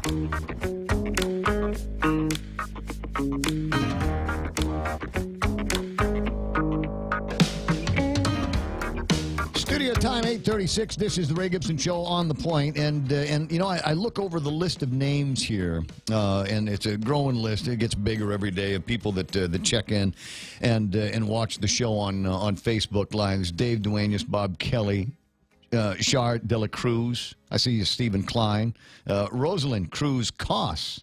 Roz Koss, nice. Ishmael Valiz. I see Brad. I see Natalie Kanata. Always good to have you there. Paris, Sonia Silang, Andy Tidenko, Senator Frank Blas Uggan Jr. Wafalai. Anna Kilroy, who says, slow starts. Good morning. I'm with you. Brad Dunnigan. I got Ron Canoles, Robert Rabagoo, Tina Rose Munya Barnes. I got Dwayne Santos that's checking in. Lala Leia again. My prima Janet, June Bells, Sheila Hudson, and some of you might remember the name Sheila Hudson. If not the name, the voice. She did radio here back in the middle of the 1980s, and just the best radio voice there ever was on a girl. Regine Bisco Lee, I see Ramona Longa, who is listening and watching from Hinesville, Georgia, which is someplace in the United States of America. Ned and Pinko, Ada, Ramona White Long, I'd already said. There's Neelam. And I can't pronounce her last name. Never could. And Beck Salazar and so many more. A couple of the recent posts on the Facebook feed. One from Ken Leon Guerrero, who earlier called in and was kind of responding to something that I was talking about. Is for no other reason than for, you know what, $10 you can get a really, really good dinner in a bar that you might not normally go to, except there's a political fundraiser. Right? So you got so-and-so, and it's a first, middle, and last name from the Republican Independent Democrat Party, and they're having a fundraiser at, like I said, it's a bar that you wouldn't normally go into any other time, right? And the food's good. It's $10, and there you can be in the raffles. And for me, it's show prep. For me, this is a place where I can go and gather intel on what's going to be happening. But also a great opportunity for people to go and learn a little bit more about their candidates. And the kind of people that support them, which is also, you know, I think kind of important in our little process, because some of the people that are in the room in this fundraiser may end up being in the office of Senator so and so if they win. So nice to be able to see the connections. You know what's also interesting is to see the last people that you would expect to show up at so and so's fundraiser, and all of a sudden they're there over at the bar. So anyway, so for me, it's part of our electoral process. And this is going to be a very interesting electoral process time, just because of the sheer number of people that are running for all kinds of different offices, including, you know, we got Lehman Camacho, who's put his name in because EBA, Elizabeth Barrett Anderson, is out. And then there's Gary Frank Gumatautal might go in there. Might even be a couple of the other guys. I know earlier you're talking about Doug Moylan. Sure. Yeah, that's my dream. Put him back in there. Never worry about having stuff to say on the radio. There will just always be something in there. At any rate, so that to me is part of the price. So he wrote an op-ed piece, Ken Leon Guerrero did, and you can click on it and find out what he had to say. But let me get back to my point here, which is if you are a political candidate and you are doing a fundraising event, please put it on Facebook's events page. Please, it doesn't cost you anything. Doesn't cost you anything. And people like me would like to know when you've got something going on at Las Vegas or First and 10 or over at Franny's, especially over at Franny's because she always gives me a free drink. Anyway, 8:40 in the morning, very close to our personal friend Nate DeKnight from the Guam Visitors Bureau. Good morning, Nate. Hey, good morning, Ray. How you doing? You know what? I'm doing okay, but the better question is how you doing, because you had the budget hearing yesterday. You going to be able to keep everything that you bring in? Well, you know, that we have to wait and see. But, you know, I think we did a good job with the team preparing for the budget hearing. And, you know, a good thing about GVB is we do a lot of research, and so we're able to present a lot of data to really back up our budget requests. Yeah. You know, I spent a lot of time yesterday talking about we do what's called an economic impact study, and we used to do it like every 5 years. But the information is so valuable, so we started doing it every year. So we did one in 2010, and 2015, and then 2016 we did one, and we're working on 2017. But it's all based on the numbers from like labor and rev and tax. So you know, it takes a little bit of time to get the report done. But you know, in that report we focus on, you know, the jobs created by tourism, Well, I want a copy of it. Can you send me one? It's on our website, GuamVisitorsBureau.com. We have a great research section, so it's in there. And the report's it's kind of a weird name. It's called Tourism Satellite Account, but it's a standard developed by the UN World Tourism Organization to measure tourism, because it's really hard to measure tourism because it's so many different industries, from transportation to food and beverage, so retail. So it kind of sets a apples to apples comparison. So yeah, check it out. It's really good data, and that's what we use in our Tourism Works campaign. We're talking about the job numbers. We're talking about tourism generated $260 million in revenue for the government, 21,000 jobs. So I think it's really good information. So we shared that with the speaker and the committee, and talked about Japan and our efforts to get more airlines coming in from Japan, which I was happy to announce yesterday. We have a brand new flight that we've been working on for months, and they finally announced it. Jeju Airlines will fly from Osaka to Guam, starting in end of July. So my team here at the Bureau, with my office in Japan, together with the airport, we worked really tough courting these guys and meeting with them, and happy to announce that new service. That'll provide 80,000 seats next year. Over the year? Oh, really? Well, Osaka, there was a time, and you'll remember this because you've been paying attention, but there was a time where Osaka was second biggest destination market for Guam back in the olden days. And I remember watching when the Korean numbers were starting to come up and rival the Osaka numbers. And I thought, well, there's a sign that there's going to be some kind of a transition around here. But are there no more? Does United still fly out of Osaka? Oh yeah, they do. But it was once 2 times. Now it's once daily. But we also have T-Way flying out of Osaka, and so those are the two airlines. And so we're happy to add a third airline from Osaka. Well, that is delightful. Yeah. But, it's funny. I just saw an article. Bill Nault, my Japan marketing chairman, posted an article about LCCs in Japan. And the biggest LCC in Japan is Jeju Airlines. Yeah. And then I think number 2 is Jin Air, but I think Peach is a Japanese airline. They're going to pass them this year. But Japan has kind of been late to the game. So I always. But we did an interview once, didn't you indicate that the LCCs out of Japan aren't necessarily independent guys? They're just the low cost versions of the larger airlines. Yeah, just the whole LCC trend in Japan started late, and then they're owned by. There's no independent LCC. They're either owned by ANA or Japan Airlines owns Jetstar together with Qantas. So even though there's another one that Skymark that I think you saw in the news is kind of working with this, talking to CNMI. We're also talking to them. So yeah, all the LCCs in Japan are owned by the big players. And then the other thing is for Jetstar, they really focus on domestic, and then Peach is really focusing on inbound. So Peach's number 1 market is Taiwan. And so they're just flying a shuttle every hour between Taiwan and Japan. So they're kind of, but they're coming along, as they add more aircraft, and that's why we're there, very aggressively trying to pursue them.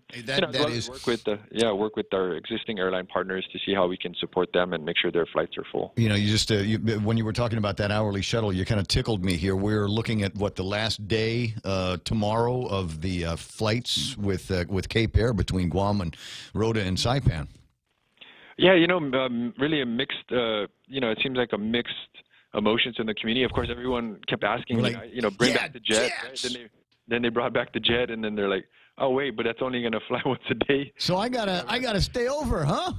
Yeah, but for tourism, if people have to stay over a night coming from Saipan, that helps my hot hotel occupancy taxes. So that's, kind of the positive. But yeah, airlines, it's a tough business, and they have a lot to juggle, between the aircraft, their crew. It's not cheap to fly a plane, the price of fuel. Oh, no. With all the 1,001 things that go into the, factoring that decision and everything, I kind of hope that the Cape Air might be able to do something and preserve a little bit of that route for people that don't want to necessarily stay overnight. Because I have been, and I'm sure you have as well, I have been in Saipan when they were virtually sold out. Did you know that there is, in between Shirley's and the little bar in the back of that hotel, did you know that there's like another set of rooms. And it's the emergency use only rooms, and if you open there's a sliding door. It's just enough of a room to call it a hotel room. You open up the sliding door, and there's old junk air conditioners out in the back of what would normally be the patio. And I said they weren't charging me full rate for it, but it was like the last hotel room available in Saipan the year that I was there. Just absolutely crazy. So I hope that they're building for the additional capacity that a 737's worth of passengers that have to stay overnight on top of the other visitors that they have are going to bring. Yeah, we'll see. I mean, Saipan, I think they're building they got 2 hotels getting built right now, and of course they have the casino hotel getting built, so they're adding some room capacity, but yeah, I don't know if they have I don't want to sleep under the stairs again. Please don't make me sleep under the stairs.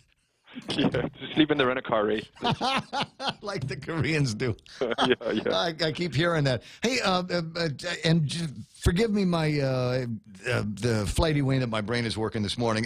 I remembered I wanted to talk to you about cruise lines in the middle of this conversation because the Carnival guys are going to be starting to come out here in 2019, and I don't know that just to have them in the deepwater port that is APRA makes any sense for the hospitality industry or the retail industry.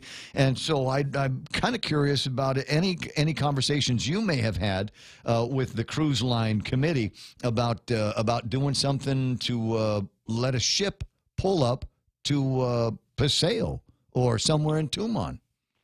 Yeah, Ray, I mean, at this time, there's no plans for that, although we have talked about it. And there is technology now that, you don't have to build such major infrastructure. You kind of have these walkways. But we haven't got to that point. At this point, with the amount of port calls we have, it probably wouldn't make sense to, kind of invest in that kind of infrastructure. For those port calls, Guam is just a little too far east of Asia to get, usually you want to sail overnight and be at a new destination the next day. We're about a 3-day sail away from Japan, and so we get a lot of the Japan Australia cruises because they'll pass by Guam, or the around the world cruises, which this Carnival one is. But so when they're kind of redeploying to Asia from America, they'll schedule a cruise to come this way. So it's kind of catching them when they're coming around our area, but we're just a little bit too far away from the ports to we have a port call every day like you would see. Yeah, I can or now in Asia. I can visualize the bend that they would have to go kind of out of their way to get to Guam and do whatever. I kind of get that, but there's also the sense that maybe is there a little bit of how do you say this?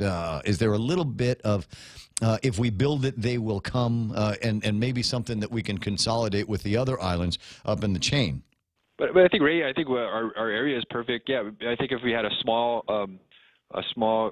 cruise ship which is kind of what we put out that RFI to see if there's any interest or just get any idea if there's any people interested in a 500 pax or less ship here on Guam, or the other kind of equipment we would be perfect for is expedition cruises. So those guys, those are 100 to 150 size ship, but they have all the equipment to land anywhere, and then they have those little boats that can just deploy.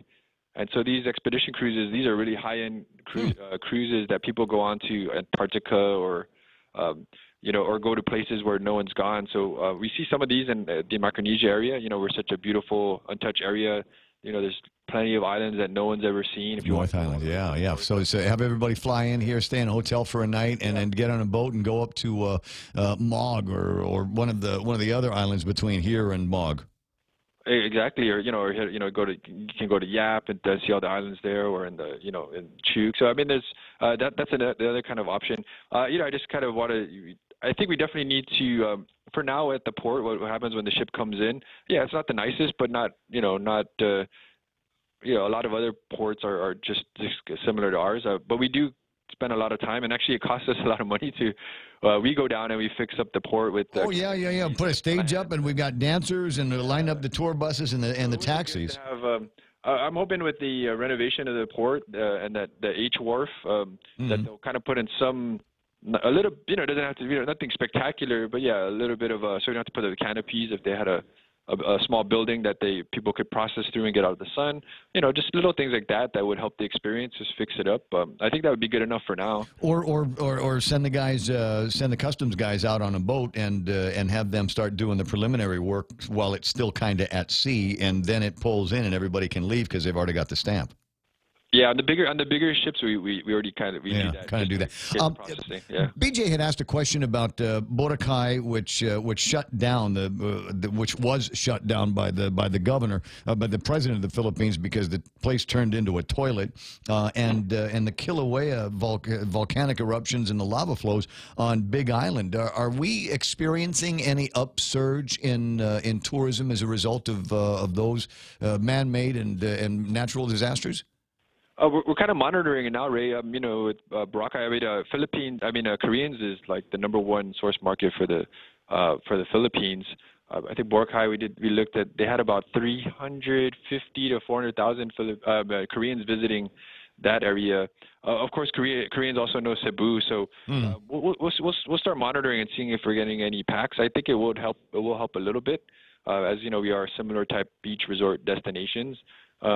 Profiles maybe a little bit different, where it's a little bit more family. So some of them might go to Cebu, or the people going there are not families, so they might want to stay in the Philippines. Yeah, not honeymooners and people that are just going there to lay on the beach.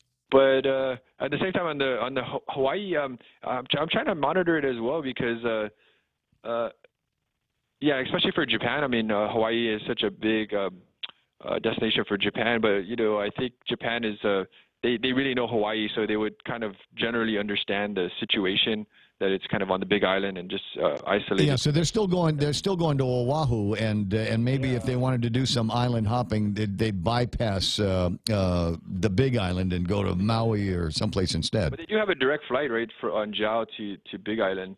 I think Hawaiian Air has one too. So I have a feeling, I'm sure it's on people's minds, and they're kind of worried about it, and so I think you know how safety conscious the Japanese are. So it may affect that. We haven't seen it yet, and I've talked to some of the agents. They haven't seen it yet, but we'll see as this kind of continues to go on. Yeah, because it doesn't show any signs of slowing down. The lava flows are eating up more houses and displacing more people as the day goes by. Yeah, well, last year we had our day in the news and in the spotlight with the negative news. So it's nice to see it spread around to some of the other competing destinations. It'd be nice to get some of those Japanese that aren't flying direct to Big Island to start flying direct to Guam once again, and work through some of those issues. Now their smoke is coming to us. What's up with that, man? Yeah, but it's tiny stuff. It's tiny. Yeah. Last thing is, congratulations on winning the booth contest in Russia. I spent a little bit of time with Bart Jackson on that yesterday, I know he's an early adopter on the whole Russian thing. Ask his wife. But the whole rest of it is. I like the idea that we are still trying to get through more packs out of Vladivostok. Yeah, Ray, and Korea is the Korean Airlines, because Jeju now flies to Vladivostok. Great connection, and just gives us another option to get the Russian visitors here. So they've been coming through on Korean Airlines. So now with Jeju, that's another option. And then the other one is we have Air Seoul, which is the low-cost carrier for Asiana, which flies to, I think, Khabarovsk and some of the other Far Eastern Russian destinations. So just more opportunities to get people to transit from Russia. And we're seeing an uptick. I think we'll probably hit, we've been getting around 3,000 Russians. We'll probably get closer to 4,000, maybe even 5,000, we'll see how the summer goes. So great market, and I think, long staying and good spending, and, it's good and they kind of have a different travel pattern than some of the other Asian markets. So it's also good as we diversify. So I got my fingers crossed. I've always been saying that the Russians are going to come back. The Russians will come back. So I hope that prediction is beginning to ring true. I'd like to see the numbers come back to what they were prior to them invading the Crimea. Yeah, oil prices going up. So their economy is based on oil. The ruble is still pretty relatively weak to the dollar. Still like 60 to the dollar. So it kind of creeped up to 50. To the dollar, but at the peak when we were getting 20,000 Russians, we were at 30 to the dollar. So yeah, it was sweet. Still kind of an expensive option, but I think that means the Russians that we do get are very high quality visitors. Look high quality to me when I saw him on the beach the other day. Hey, listen, I'm going to let you run. I know you're busy, and you know, a lot of time here this morning and a lot of time over at the legislature yesterday. I'm not going to ask you the same question that BJ did about is all of this travel necessary. I think whatever it takes to get people on an airplane to go and invite other people to come to Guam and spend some money around here in this massive hospitality industry, I think it's all justified. It's like you spend money and it comes back to you. Yeah, Ray, we just try to keep it high level, see the performance of the Bureau. And, my team is, we have different committees and everyone focuses on these are the things we need to do. So we have so much scrutiny. We have committees for Japan marketing, Korea marketing. So everything is scrutinized there. Then it goes to the big board. All of our travel is approved at the board level. And, right. we have a lot of and they're public meetings. They're public meetings. So if you want to be part of the deliberation, you're welcome to go.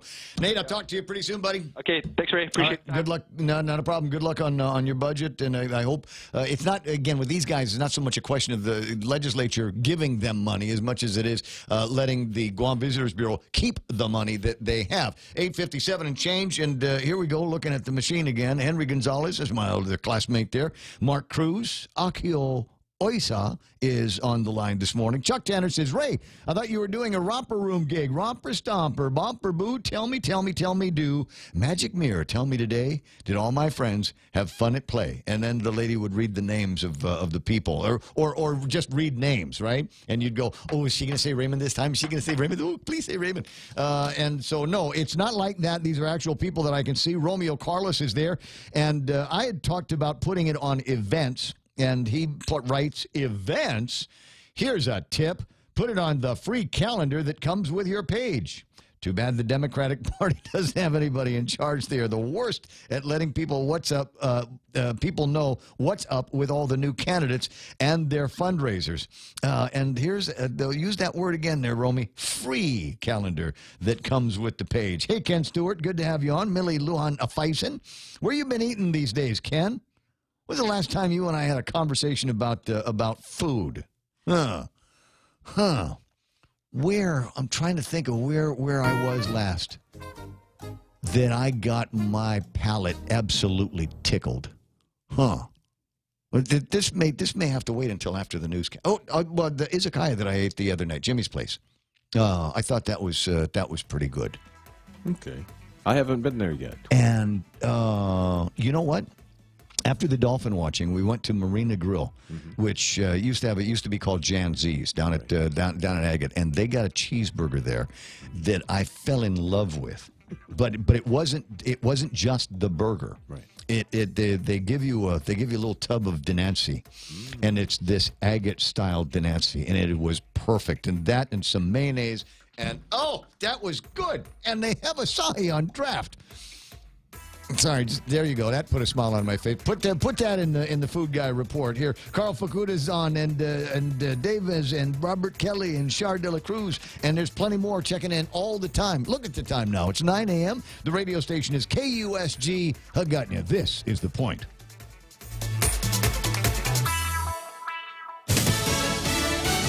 A surprise announcement from Missouri's governor. I'm Lisa Lacera, Fox News. At first, he said he would fight back against allegations of sexual misconduct, but Republican Eric Greitens announces his resignation.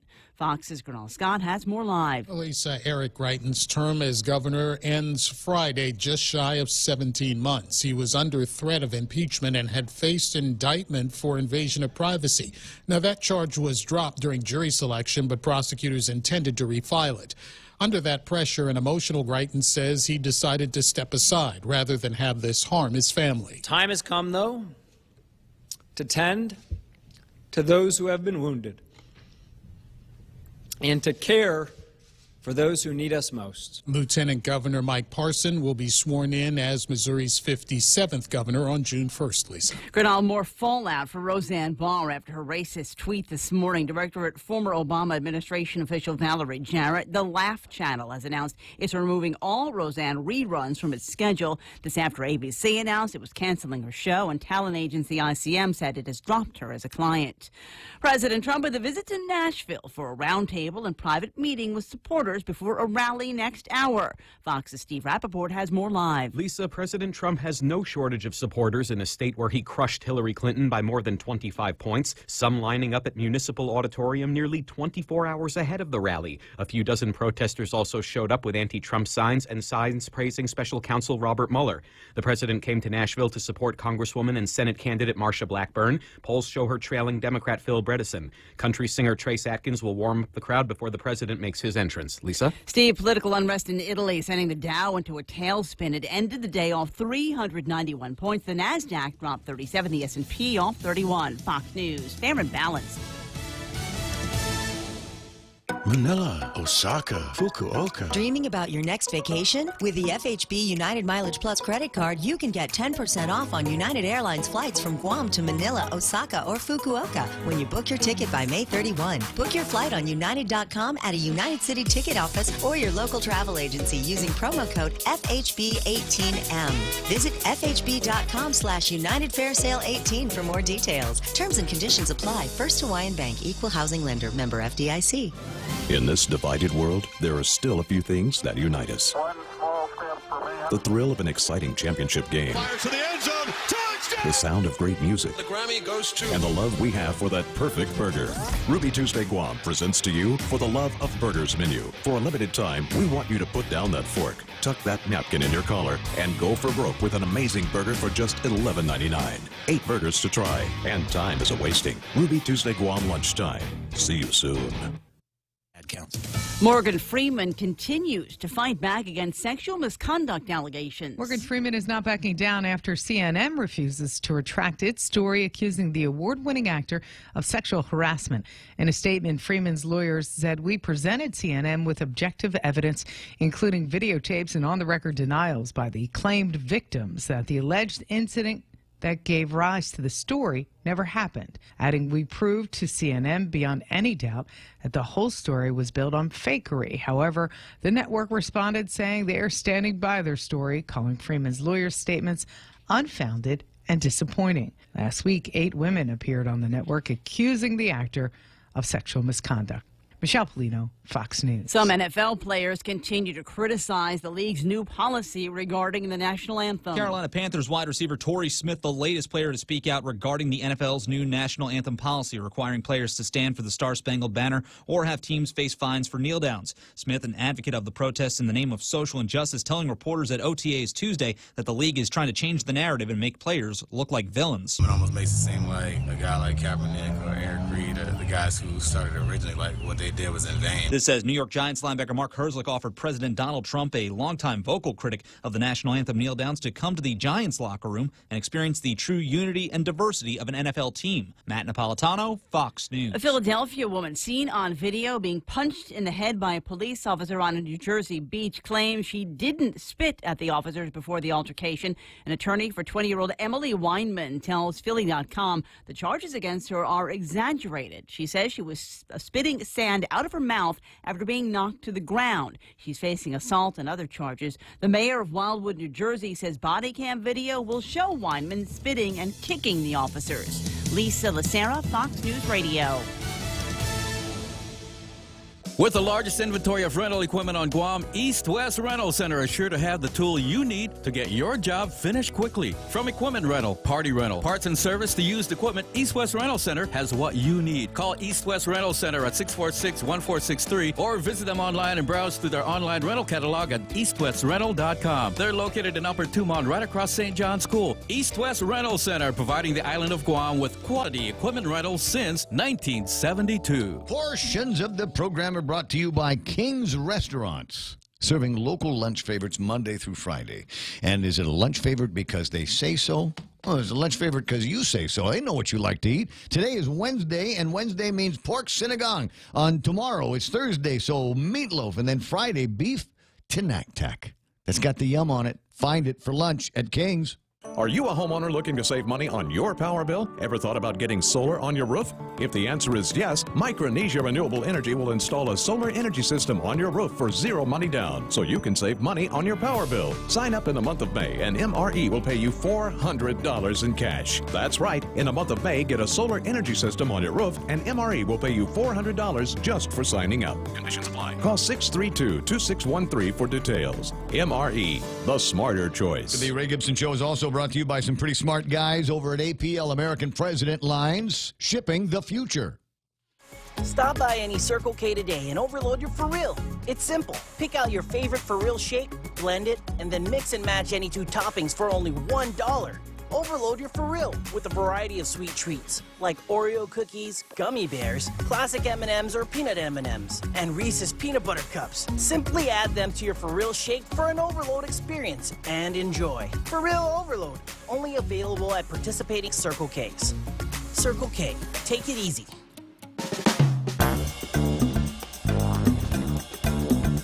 The Coconut Wireless is back.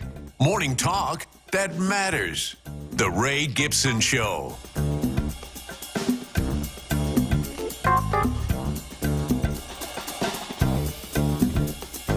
Yeah, morning talk that matters. And sometimes political gossip when I can get my hands on the juicy stuff. The only problem is there's so much that's still in the realm of rumor and shadow. And there's a lot of guys that will talk, but very few that will talk on the record. But just to gauge your thoughts on the possibility of, and I don't want to say it's a dark horse candidate. Frankly, I'm surprised it hadn't come up before. But there's rumor floating around that Doris Brooks is going to be stepping down as the public auditor for Guam and saying, send me to D.C. I want to go and represent the people of Guam in Washington, D.C. I've been unable to confirm it with her. I've been unable to confirm it. I haven't tried talking to Jim yet. I haven't sent him an email. But it's in the realm of possibility that I might. Besides, I have more fun talking about it like it's in the ether. You know, the great what if and the conversation that I can have, even if it's just with myself as I move through it. But just in case it is true, I kind of want to suss out how the voters might feel about it. So I have at thepoint.gu, there is an online poll today. Who will win the race for Congress? And so far, it's Madeline Berdallo. She's been doing pretty good all morning long. It's better than 50%. Just now, it's at 45.95% of the voters say Madeline Z. Berdallo is my pick. But Doris Flores Brooks is now in second place with 32.43%. And then there's Mike St. Nicholas, who's running against Madeline on the Democratic side. Doris obviously would run on the Republican side. And so I wonder, go through the primary. Madeline beats Mike. Mike sends all his voters to Doris, right? And then we got a race. Then we got something real happening here. I'm not saying that that's what Mike would do. You know, maybe that's where Mike's voters would go. Okay, he's a Democrat, but seems to me he identifies fiscal conservative, strong fiscal conservative values. And it is also possible, at the end of a hard-fought race, maybe a lot of people aren't going to want to let their votes go to the winner of the primary. And you might be wondering, when is that, Raymond? The primary is 87 days from today. Just under 3 months. And as I've said in the past, given what we have already seen, given what has already taken place in 2018, can you imagine what we're in for between now and the primary election? Gubernatorial race? Congressional race? What if that begins to heat up? Gets fun. And it looks like there might be a little bit of a race happening with the Attorney General's office. Levin and maybe Gary. I've seen Gary debate before. Gary Frank. I've seen him debate before. And I think it'd be a good time. A little bit older than Levin. So you've got a lot of dynamics that could go into play there. there's what I don't have on me. Let me check. What have I got here? James Lujan running for the Guam Ed Board. I thought I had more paperwork with guys that might be running for the Consolidated Commission on Utilities. There's one now, Harry Elliott, and so far, yeah, he's the only one that I see. I know that there's a bunch that need to go in and either decide that they're going to run again, or make room for somebody else. But we always talk. Yeah, Neat says, after the primary, let the real parties begin. I don't know.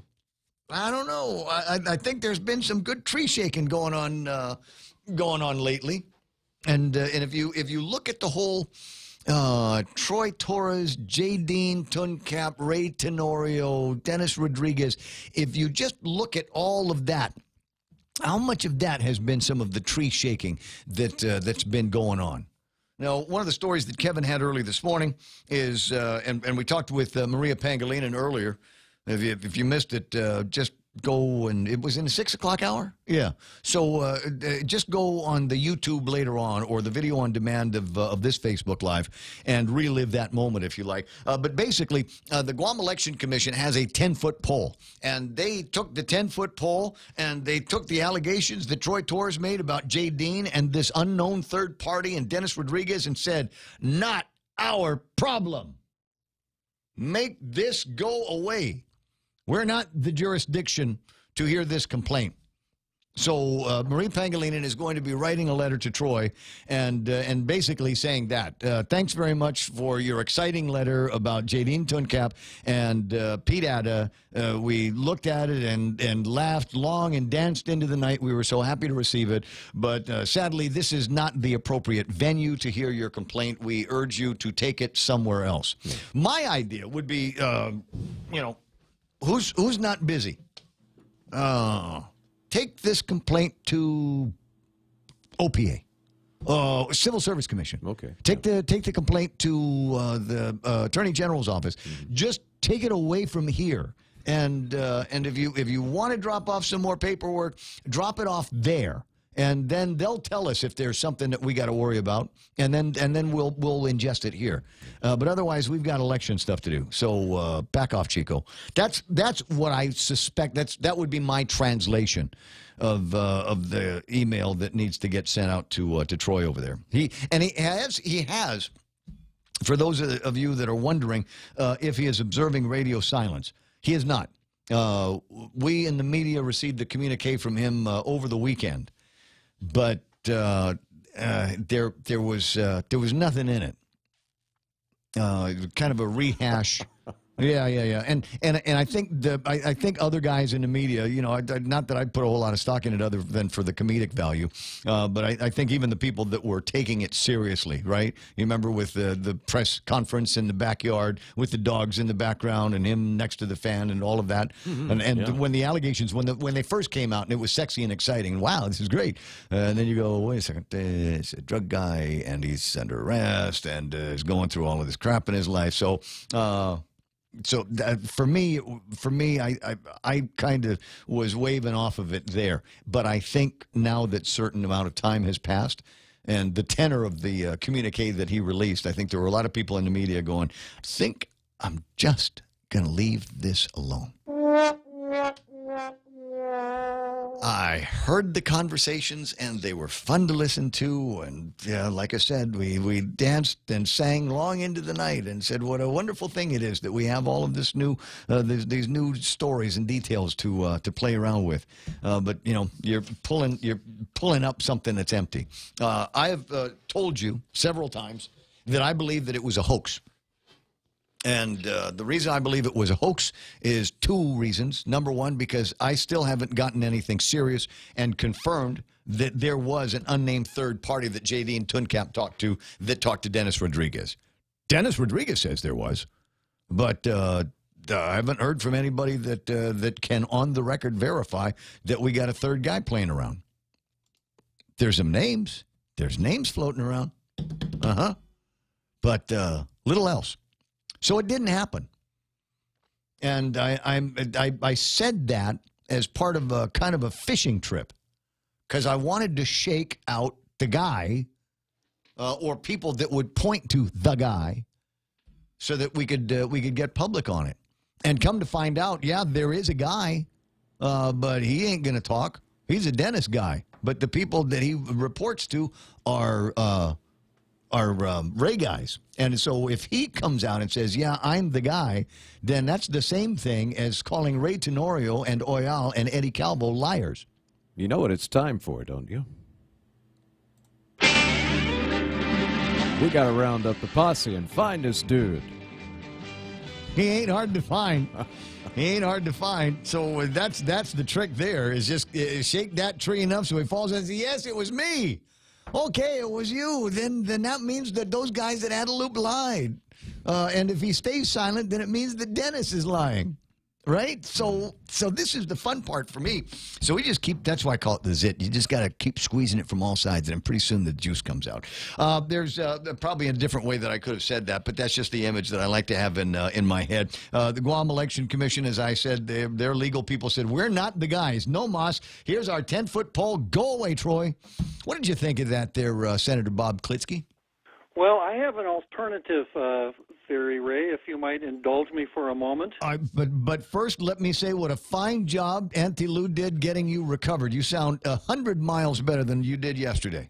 Yeah, well, I was pretty ragged yesterday, and I have perhaps the best care on the island, if not a even wider spectrum than that. But before we do, you had corrected me in an email about a 50-mile race that the running club used to do back in the 80s and 90s. That was before my time. I don't remember that. Yeah, well, the first one was Dr. Gabe Lombard, the late Mick Flynn, Al Pickens, and I. We started at Coral Reef Marine, the old Coral Reef Center in Assen. In Assen, yeah. We ran to the main gate of Naval Station, turned around, ran to the main gate of Anderson, turned around, and ran back to Naval Station, 50 miles. Wow. Wow. Yeah, and we did it. I did it 4 times, and then we used to call it the Iron Man, and then a couple of females said, why do you call it the Iron Man? and the answer was, well, the data shows that that's all that's necessary. So then Joanne Bonine and Lou and a few other females said, well, we'll show you guys. And I think probably a half dozen females actually got involved. We did it for 10 or 12 years. But ultimately, Joanne and Lou stopped running it, and that was the end of it because no one else wanted it. Yeah, the girls aren't doing it. I'm not going to do it. Yeah. What kind of times did you guys have out of that? My best time was 8 hours and 58 minutes. Lou got it down to 7 hours and 17 minutes. Oh, my. Oh, my word. So it's hard. I mean, it's hard to do anything for 8 straight hours. It's hard to watch TV for 8 straight hours. But in a sense, it's not as hard as running a marathon because, you know, if you're really competitive and you run a marathon, what you want to do is take one step across the finish line and fall on your face. Right. Because you've burned every single ounce of energy that you had, right? Whereas when you're out there for 8 hours, you got to really be very careful about burning that fuel. So when you get to the end, you still have to be able to walk. Yeah, well, I'm just thinking, just going from Navy down in Sumai all the way up to Anderson Air Force Base, just that leg there is quite demanding. It's only, what, 22, 23 miles or something like that. Yeah, but there's a significant chunk of that is uphill, and you don't get a lot of breaks. And there's not a whole lot by way of mountain and cliff cover to provide any decent shade in the afternoon. So we used to start out at 4 in the morning, and here's a name from the past. The reason that, or the day that we did it, was the same day that Dave Silva always ran his, I can't remember the title of it, but for cancer, and that used to be done out on the road. So Dave Silva was our pit crew. So Dave, supplied us with water and everything that we needed to keep doing that. I have, I've got to find it. I'm positive it is on what I call reel number 2. We had a whole bunch of Super 8 films back in the old days, and I want to say that that he had some that he shot in the mid to late 70s, and maybe of that. Now that you got me thinking about it, I'm gonna go and take a look. It's on VHS now. We copied it over to VHS, because we wanted to stay up with the standard. But let me run home and see if I can find some of that stuff and see if I can get pictures of you and young Lulu and young Richard Taitigui and all of that from back in the old days. Okay, so now that we've sat in that warm bath of running nostalgia, we move on to the Guam Election Commission, and you had a theory, an alternate theory to mine. Yes, and that is if you stop and examine the interests involved in the policies at play behind the Dave Cruz contract, Dave Cruz candidacy, and D-Rod's candidacy, the Dave Cruz contract benefits Ray Tenorio more than anybody else. And one would think, in the abstract, without knowing any facts, that Ray Tenorio would be all in favor of that contract, legally insufficient as it is, because it would be to Ray Tenorio's benefit to have as many Democrats fighting with each other during the primary as possible, so that ideally the result is that the winner gets 26% of the vote. Mm-hmm. And he's still standing tall, not having had to go through a primary. So if all I knew... And spotless, mind you, because all of the crap is going to be being flung on one side of the ballot. It's over on that side of the fence. Yep. So I just can't imagine any scenario, taxation or no taxation, where anybody from the Tenorio camp would say anything but, yeah, hurry up, get it out there quick. Mm-hmm. And then the fact that the contract itself has now become an issue is even better, because it doesn't come back on Ray Tenorio, it comes back on Dennis. Yeah, yeah. Well, tactically, it would be very interesting if anybody had the foresight to be able to put that together. And I know that they've got guys that's all they do. I mean, if I was in a campaign, I'd like to be in the war room where you put all of those kinds of ops together. People do that, Ray. Well, I know it. And like I said, I'd like to be in the room for some of that stuff. I catch bits and pieces of it here and there, but it always seems to be so convoluted, so as to have been almost impossible to brainstorm your way into these tactical scenarios and then execute. You know, there's an old-fashioned tool called Occam's razor, and Occam's razor says when you're dealing with complexity, usually the simple solution that relies on the fewest assumptions is the best. So I think if you sliced through this with Occam's razor, that's where I wind up. Would it require, just as we're, playing tactician here, would it require a little bit of help from the other side, not necessarily the Dennis side, but other, is there your enemy? I'm the enemy of my enemy is my friend. Is there a friend on the other side in the Democratic Party that might have been able to help through this process? Well, one would think that the four Democrats are rather than the enemy of my enemy analogy, it's more like the open boat. The boat isn't big enough for all four of them. So. Yeah. I saw it on a T-shirt the other day. Fight like it's you're the third monkey going into Noah's Ark and it's starting to rain. Right? Yeah, that's the way you got to do that. Romeo's writing, Occam's, the most obvious conclusion is often the most likely. And so maybe there is, I don't know. It's interesting to speculate on the possibility of that kind of tactical work at play here and the three-dimensional chess that is being done, or maybe it is what it is. Is that there were shortcuts, there were assumptions that have been made, and it's going to turn out to be a botched event that will, at the end of your day, provide credit to Ray. Would seem that way to me. Which, the plausible deniability. Well, they're just obviously not as smart as they thought they were. Would be. Could be. But getting back to what we do know and what is coming out of the Guam Election Commission, I assume that you agree with their legal that they are not the appropriate venue to have heard that complaint from Troy. I just heard it this morning. I haven't finished doing my Sunshine Law exploration yet, and I haven't really had a chance to see what exactly it is that they did. So I'm going to reserve on that until maybe tomorrow, Ray. Okay, well, get back to me with what you can on the tomorrow, but my simple understanding of it is that they've said that this is not the place, despite the citation of any laws and regulations that Troy was able to provide in that letter. Plus, he said he was going to be coming back with some more stuff on Pete Adda, and that never happened.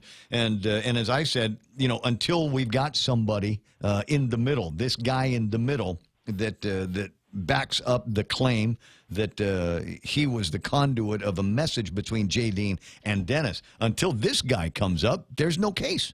Now, with respect to that guy and my alternative theory, Ray, there was a really good World War II movie called The Man Who Never Was. Is that the German spy or the pretend German spy that got dumped in the ocean? Yes. Yes. Okay. I know a little bit. I'm familiar with the story, and it's always kind of amusing. We need to put something out there that will create a scenario from which we can launch 1,000 stories. It was a British, the body of a British soldier with some apparently secret communications that the Nazis got a hold of and acted on. And throwing another term in here, it was actually kind of a false flag operation. Yeah. Yeah. So maybe what we're dealing with here in the whole Troy's fifth report dimension is a false flag operation. Maybe not. I don't know. No, you wouldn't be the first person that has suggested that. You wouldn't be the first person. In fact, I think it was the last communication that Oil gave out of Adelup was that no, it's somebody else actually who that made it sound like he was still a part of the Rodriguez campaign. Okay. Well, if a strange body turns up in Apra Harbor with papers on it. Well, I'm glad you're back to your usual sense of humor, Chief. I'll talk to you later. Okay, Ray. All right, and I owe you another phone call. I'll see if I can find you. I've been working on some other stuff, but I have not forgotten our last conversation. Very good, Ray. Yes, all right. It's closing in at 9:28 in the morning, and so it's okay. I'm not the only one. No, let me put it this way. Mike's not the only one. Mike's not the only one. Because I'm not a conspiracy theory guy. I'm capable of thinking that way. I'm capable of thinking in that direction. Right. Understand the tactics. I understand the strategy, and understand a little bit of the game theory that goes into play. I'm not going to proclaim to be an expert on the game theory, because you got to go to school for that crazy stuff. Right. But is it possible that there is some high-level gaming that is going on here? Yeah. You saw it? It sure smells like it, where there's smoke.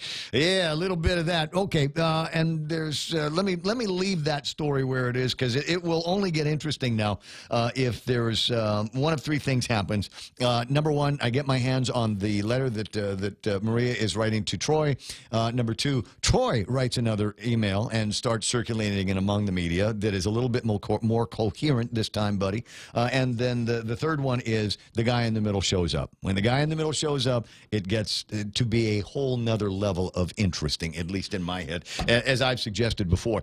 There's a few other items in the table of contents that we might touch on between now and 10 o'clock in the morning. In the meantime, it's 9:30 or so, and that's iConnect time. iConnect wants you to connect longer for less with their incredible push-to-talk and mobile plans. The Extra Point with Jerry Roberts of Guam Training every morning on The Ray Gibson Show.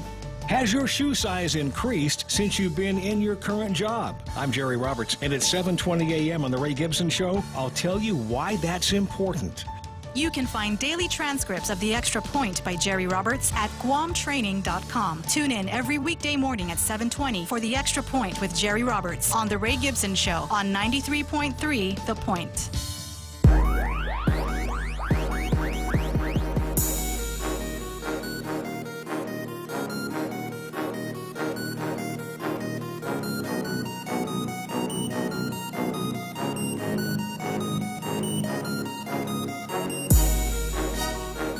wonder if I am the only one that said it this morning.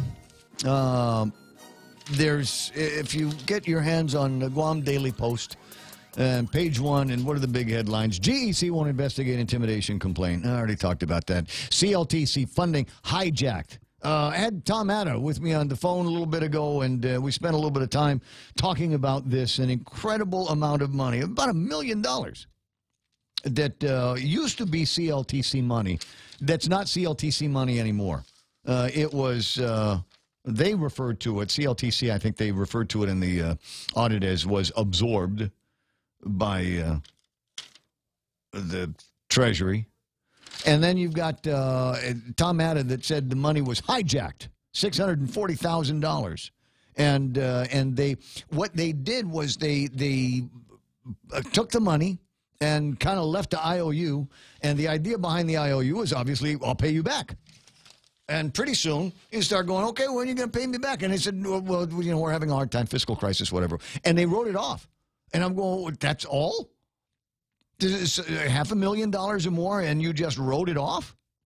Did we try hard to collect it, or you're just not allowed to talk to those people like that? That's the CLTC money.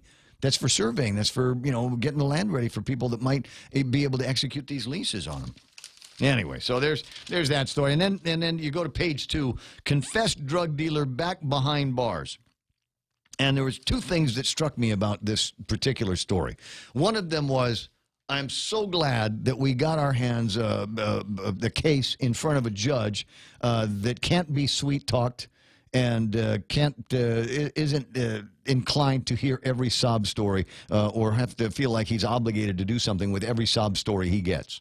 So this little girl is going back in jail. But the other thing that struck me about this was, and maybe it's the angle of the picture, what a waste. What a waste. A pretty girl, right? I mean, from that vantage point, pretty girl, and looks like it looks like a picture of somebody could be reporting for a first day at work. The sad part about drugs, it often takes the best. And you just got to wonder what kind of crap is rolling around in her head, and who else might be a part of all of this. At 9:33, and one of the other conversations, a great story that Kevin Kerrigan did in the Guam Daily Post with the pretty girl that's going to jail, is about the Joint Commission and a publication that they've apparently put on their website. Peter John Camacho joins me now. Good morning, Peter John. Good morning, Ray. See, now you didn't call me sir. Thanks. I appreciate that. I almost slipped. You're close. You're close. Other than the Joint Commission paperwork that was on the website, how's everything at Guam Memorial Hospital? It's still a challenge, Ray. It's still a challenge. Financial situation remains tight. And so that always impacts on things that we're doing. Mm-hmm. And then some of the other news that's, going around about the sales tax, and that's concerning to us.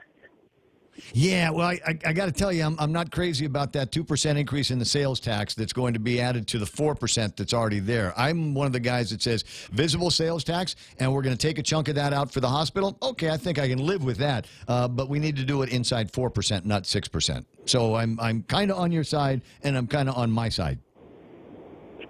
I understand that, and I leave that to the policymakers and the folks who are tasked with that unenviable responsibility. Yeah, well, I'll stay here in the cheap seat in the radio station and just flap my gums on the stories. On the subject of the report that the Joint Commission posted on their website, nothing new there, right? That's all stuff that we saw in the document that was leaked by Dennis Rodriguez? That's the information that was there, sir. It was a slip, sorry. But it's essentially the same thing. What is disappointing to me is, and I'm sure it's disappointing to you as well, is kind of one of those things where I just like to know one way or the other what's happening. It's the same thing with a WhatsApp, and you got something important, so you WhatsApp it to Mike, and you know it was delivered because the check marks are gray, and you're waiting for it to go blue, right? And so we still haven't gotten to the blue check marks from the Joint Commission on your accreditation, right? Not yet, Ray. So March, April, May, it'll be June here in a couple of days. How long does something like that usually take, and to what degree do you have a follow-up conversation and just go, hey, listen, do we need to sock money aside for another inspection? What are we going to do? Are we in the hot water, or are we out of the hot water? How much can you communicate with them once you're in appeal? Yeah, as I told Kevin, we submitted a plan of correction in response to those findings that you saw on their website, and there was, I think, one request for additional information, which was complied with, but we've not heard anything more on the plan of correction that was submitted. So we're waiting for that one we're waiting for that kind of information, just as we're waiting for the CMS report to come in so that we can respond to whatever findings they may have. What are the possible outcomes with the Joint Commission? We'll hold off on the CMS conversation for a second, but what are the possible outcomes? I mean, is it either you are either accredited or you're not accredited, or is there a probationary status, or is there some opportunity to rebuild? I think those options are still in play, if you will. Mm-hmm. With the preliminary denial of accreditation, there is that that possibility that they will pull the accreditation, and that will it will mean that the hospital will not have that gold seal that you see, in all the accredited organizations throughout the nation. Which, it was great while we had it, but for years, I mean, this, you were the guy that brought the accreditation to Guam Memorial Hospital. For years, it was not accredited, but, people still went to GMH when they were sick, and they got pills, and they went home, and they were better, and maybe some of them paid their bills, maybe some of them didn't pay their bills, but the work of healing still went on, even though you weren't accredited. And it continues today, even with the cloud of the potential loss of the accreditation. So my question has always been, because I remember when this came up in January, even before I went back on the air, is, it would not necessarily be the end of the world if GMH were to lose their accreditation. It would be a bad thing, I'm sure, but end of the day, does it cost us any money? Are we going to be able to save any money? Since we're not chasing accreditation, does that mean that there are resources and brain power that we can put on other meaningful projects at GMH? When we achieved accreditation back in 2010, mm-hmm. It was, according to the consultants that we had, and even the team who came out and did that survey so that we could find out whether or not we were going to be able to get back that accreditation that was lost in 1981, I believe. Right. They said that getting the accreditation is actually not that difficult. I mean, you still have to meet what the requirements are, right? But it's sustaining it. It is being able to maintain all of the underlying processes and infrastructure and programs that need to be maintained in order for you to continue to keep the accreditation. And so that, they said, was the challenge. And in speaking with or communicating with the individual who oversees the accreditation side of Joint Commission, yeah. He actually, corresponded back to me and said that the question I raised was, in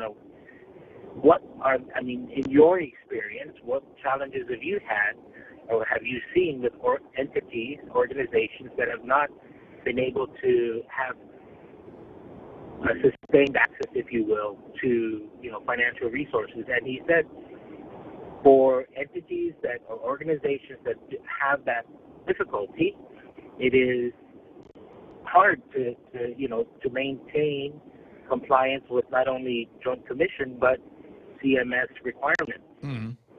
And you've heard the story, ad nauseum, I'm sure, that for years GMH has been very underfunded for different reasons, and because of our patient payer mix, which is not an indictment on anybody, but that's just the way it is. That's just where those individuals are with regards to, where they are in life. And it's hard, Ray. It's hard for any business. If you got a business that 50 to 60% of your patient or your customer load pays 50 cents on the dollar, I don't know how long you would survive. No, and that's a part of the story that I think everybody knows all too well as well. And just as it seems like we might be able to cover our own expenses around here from time to time, all of a sudden we've got these islands, and all of the sick people from all of the outer islands come to GMH because they know that they're going to get care.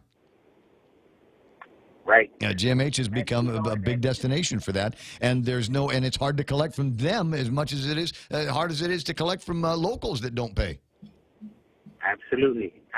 But the one constant thing, Ray, is that that we will still do the work that we do. We will still provide the care that we know we can provide, and the services that we can, to the people who come through our doors, because that's what our mission is. Now, moving into the conversation about CMS, simply losing Joint Commission accreditation does not necessarily mean that the CMS certification is at risk. It's two different organizations, and there's a lot of back and forth between which one is better. For the one that makes it so you get paid, that's the better one. Yeah. So the Joint Commission costs us money. It's a consultants, and we got to pay for the trips and the hotel accommodations when these guys come out. And I'm thinking that the GMH could probably save about $500,000 a year if we just said, look, until we solve this problem, we're not going to try for accreditation anymore. Well, there's that conversation that's been going on. There's also the conversation that the gold seal, the approval from Joint Commission, tells the community, it tells other individuals, professionals, perhaps, who might be considering, coming to GMH. I mean, in terms of recruiting, professionals, health professionals, knowing that the organization is Joint Commission accredited says a lot for the organization. It gives, I guess, a sense of comfort or surety to the providers that they're coming to an organization that is able to give them the tools that they need to do the work that they're supposed to do. Yeah, and not to be contrary, I'm just saying that there might be some other things that would be attractive to your customer base or your insurance base or even your physician base. They said, well, do you have the gold standard? No, you don't, but you'll give me another $50,000 a year if I become a resident. Okay, I'm in. So you're the administrator. Can I move from this conversation just quickly into something else? And something I kind of want to do a show on, but don't quite know where to start. You had done double team work over the years as both the leader at Guam Memorial Hospital and at Public Health. So can I ask you just a quick public health question? I'll do my best to answer it. That'll be fine. That'll be fine. There's a lot of conversation about an opioid epidemic in this country, and the demon that is fentanyl and all kinds of other, as I say, painkillers, opioids that people become addicted to, that are start with a small prescription here that oftentimes will turn into something that becomes much stronger. And folks that might have just been complaining once upon a time about a pain in the back are now dealing with an opioid addiction. I've wondered out loud, but never with anybody on the phone that knew anything about it. Do you find that there is something like an opioid addiction here, either what you see at GMH or what you've seen before at Public Health? Well, interestingly enough, Ray, there was a request to the hospital from one of the other sister agencies for information, here from the hospital with regards to patients that we've seen coming in with opioid kinds of diagnoses. And so we did provide that information. I honestly cannot remember what the results were off the top of my head, but I'd be happy to look for it and share that information with you, or the data with you, so that you can continue the discussion, because it is an important issue. It's not only the nation, but it's us here in our community.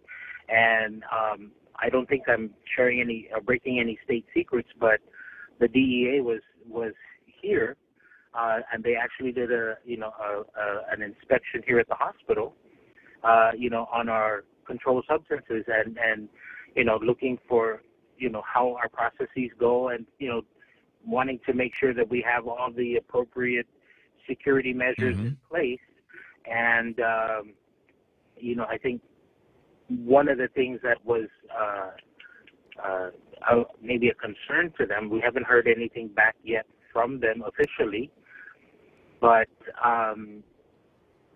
the hospital system is pretty manual.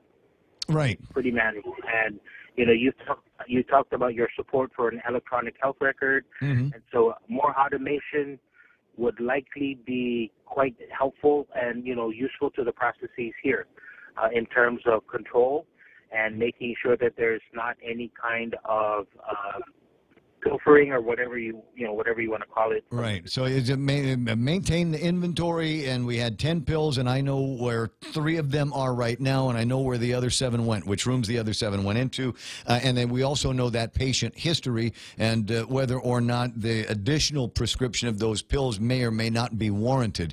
And if you've got good pharmaceutical people that have got access to that information on a regular basis, they may be able to spot opioid addiction before it becomes a major problem for the patient. Yeah. So, I think your thoughts on beginning that or continuing the conversation are excellent. Well, my concerns, Peter, are twofold. Is I want to find out if we've got that addiction problem here. Heaven knows we've got other drug problems with cocaine and methamphetamines, and now I worry about a senior community or a community of older adults, if you will, that through no fault of their own, maybe aggressive prescriptions or whatever, may find themselves now hopelessly addicted to opioids.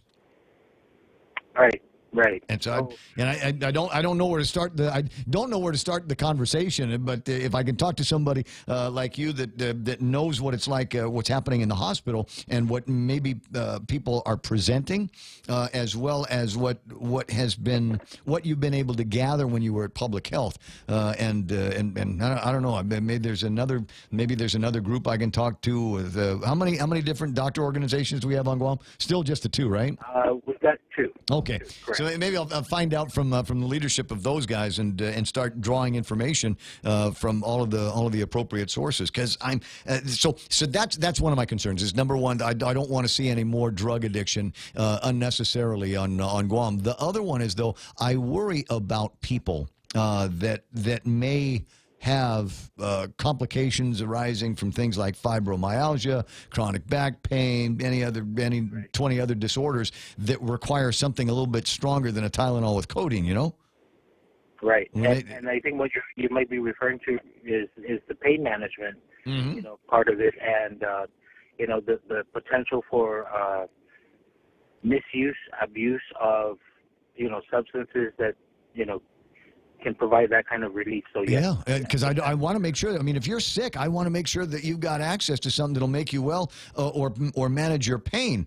So I don't necessarily want to throw the baby out with the bathwater and say, well, all opioids are bad and we have to control them. Like it's a Schedule 1. Right, and I think part of the problem that we have, Ray, is that there may not be that specialist or specialty on Guam, but one way to maybe expand the understanding is I would recommend maybe giving Mr. Ray Vega over at the Guam Behavioral Health and Wellness Center, a call to see about how what their experience is, and what they may be able to share with you as well. I might do that. I'll put that down in my notes for tomorrow. Thanks, I appreciate it. See, I learned something new whenever I talk to you, Peter John.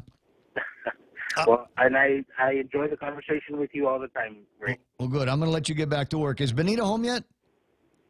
Yes, she is. Tell her I said Hafa. I will. Okay. I'll let her know, and she'll probably say Hoffa back to you as well. All right, buddy. I'll see you soon. Peter John Camacho from Guam Memorial Hospital. And just touching base on a couple of those issues, as I said, it's like anybody that's got a WhatsApp knows the power and the meaning of the 2 blue check marks, and we still haven't gotten that yet from the guys over at the Joint Commission. Hopefully, they will be able to continue with their recovery plan, and hopefully that makes it so that we're not upending anything with the CMS side. My buddy Nick Pulaski talking about, as I was asking about the opioid addiction, and is it something that we have to worry about here on Guam? Is there an opioid addiction situation that we have, the likes of which they seem to be talking endlessly in halls of Congress and state legislatures and all of that? As I said, we don't need any more drug problems here. Heaven knows we've got enough. But the other one is that, and I remember that my mother had fibromyalgia. She was in near constant pain with the inflammation. And there were all kinds of pills that, you can prescribe, and she had to be very careful about what she put together with what. And so I want to make sure that for people that have these chronic symptoms, that they've got a method to manage their pain, and it's not impossible to get to. Because what I'm beginning to hear, the sense that I get, is that there's a lot of people that are pushing through, either dealing with the pain, self-medicating with all kinds of other stuff. My buddy Nick is writing, and he's referring again to a TENS unit. I forget what the TENS stands for. He said, got his yesterday and wearing it now, no pain. I'm glad to hear that, Nick. I am. And I might have mentioned this the last time I was at the chiropractor place. He put the TENS unit on me with the heating thing. And then there was 2 little Asian girls that massaged my back at the same time, and it was really delightful. I'm just kidding about the Asian girls. He put the TENS unit on and stuck a heat lamp. Call your chiropractor. Yeah, he put the TENS unit on, stuck the heat lamp on me, and said, "I'll be back in 10 minutes." It's just let me know if it starts burning. Just holler, would you? Okay, I got you. And he said, I could probably get one. I have something like it. What's it called? And it's made by a Japanese company. And it has these little pads that are connected electronically, like a little Walkman wire, to a handheld unit. And what it does is it sends out zaps of electricity. And there's, I guess, it knows what the resistance of the skin and the muscle is, and there's just enough voltage there to overcome that resistance and make it so that your muscles are twitching, or they're contracting and expanding, so you can get all kinds of different feelings from this thing. I absolutely love it. Bought it in Okinawa, I don't know, 10 years ago or something like that, and I never was able to read the instructions because it's in Japanese. And I'm currently not Japanese. And so a couple of years ago, I thought, you know what, I wonder if Google can do this, right? So I got the Google Translate on my phone, and sure enough, it was able to translate everything on the phone. And there was also an American version of it that they'd finally marketed. And so I know now how to use it better and more effectively to control, the occasional aches and pains from being the kind of athlete that I am. What is the name of the... Omron. Omron is the name of the company. And it was maybe 20 years ago. It was more than that. It was a long time ago that the guys, as the first batches of guys, I want to say that we started sending off to guard bases in Japan after 9/11. They all came back with a bunch of them, and they were using them as almost party favors. So you put the thing on, and you turn it up to 11 and see if you can still stand it. Just crazy fun. 9:54, going to take a real quick break. Be right back. What would you do with unlimited internet? With Docomo Pacific, the possibilities are endless. Docomo Pacific is throwing off the data caps so you can enjoy more of the things you love. Watch, stream, download, and play with no end in sight. Stop by any of our stores or check out DocomoPacific.com to learn more. Life becomes limitless with Docomo Pacific. Better together. In illness and in wellness, Calvo's Select Care is health care that is there for you. That's why over 80% of the Guam medical community places their trust and insures with us. We offer our members wellness and fitness programs for a healthier lifestyle and provide a comprehensive medical network on and off island to help members from unexpected illnesses. Contact Calvo's Select Care today for more information.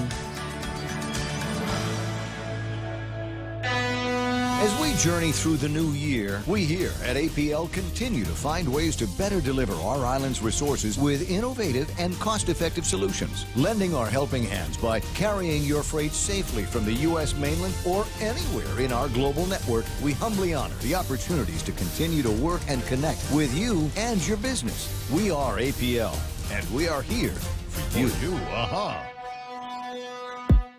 I was looking in my email a minute ago to see if I could get my hands on a note that was sent to me by the transportation folks about a get-together that is going to be taking place tonight on the Route 3 construction. Got the Vice Mayor, Mr. Beneventi, from Day to Do, and just a couple of minutes to remind your constituents up there about the meeting time and place. Good morning, bro. Hey, good morning, sir. Good morning. Good morning. So what time is the meeting going to take place tonight? 6 o'clock. Mano? Probably over in Astumbo Senior Citizen. Okay. Astumbo Senior Citizen Center. Yeah. That's regarding Route 3 with Black Construction and Public Works. So they're going to be talking about the nature of the construction, how long it's going to last, watch out for the... Hopefully it doesn't last as long as the bridges down in Malesso, right? Malesso. No, this for me, I think it'll be a fast one. I got you. Maybe 2.5 years at the most. But they're going to discuss the thing tonight, Public Works and Black Construction. Is there barbecue? Do I need to bring a cooler? Bring something. Okay, so you said 6 o'clock at the Astumbo Senior Citizen Center, right? Yeah. Okay. All right. We'll see you there. Thank you, Mr. Mayor. Tell Melissa I said hello. 9:57 and change. This is the Ray Gibson Show, and just the last couple of thoughts as we finish up the program. And I was talking with Bob Klitsky earlier because he's a smart guy and he likes to call in, and he asked the questions about Mr. Cruz's eligibility. And he's not the only one that was looking into that. I gotta, where is it going to be now? I gotta find an email from somebody that is looking at it as well. Dave Cruz contract is illegal. The listener writes in, the Federal Hatch Act Amendment of 2012 left a restriction that those state and local positions that are 50% or more federally funded are prohibited from political activities. JROTC programs in the United States are federally funded. Therefore, Dave Cruz contract is federally funded. He must resign his position at GDOE, or they run the risk of losing funding for its JROTC program for a minimum of 2 years. There's also no exception in the Guam Mini-Hatch Act for unclassified contract teachers. So basically it sounds like he's got to resign for all of the reasons and more that Bob Klitsky was talking about. Bob did point out something else. We were talking about Occam's razor, and you'll recall, if you were watching, Romeo put the definition down. Occam's, the most obvious conclusion, is often the most likely. And there is apparently a corollary, according to Bob Klitsky, to Occam's razor. It's called Hanlon's razor, which is, and I wonder if this is the one that's more than likely, never attribute to malice that which is adequately explained by stupidity. Just, not trying to be mean, not trying to be ornery, not trying to be contrarian. They're just stupid. That's all there is to it. Hey, I've had a stupid time here this morning, and I'm looking forward to doing it again tomorrow at 6 o'clock in the morning when Kevin Kerrigan and Michael Knight and I will gather yet again for more conversation of a meaningful and relevant nature. That is the Ray Gibson Show. For everybody joining me on Facebook Live this morning, thanks so much. I wish I could see you all every day, but it's nice to know that I get to spend some time with just your names. We'll do that again tomorrow as well. The radio station is KUSG. Haggatnya. My name is Ray. And for everybody here on The Point, thanks for listening. Catch you later.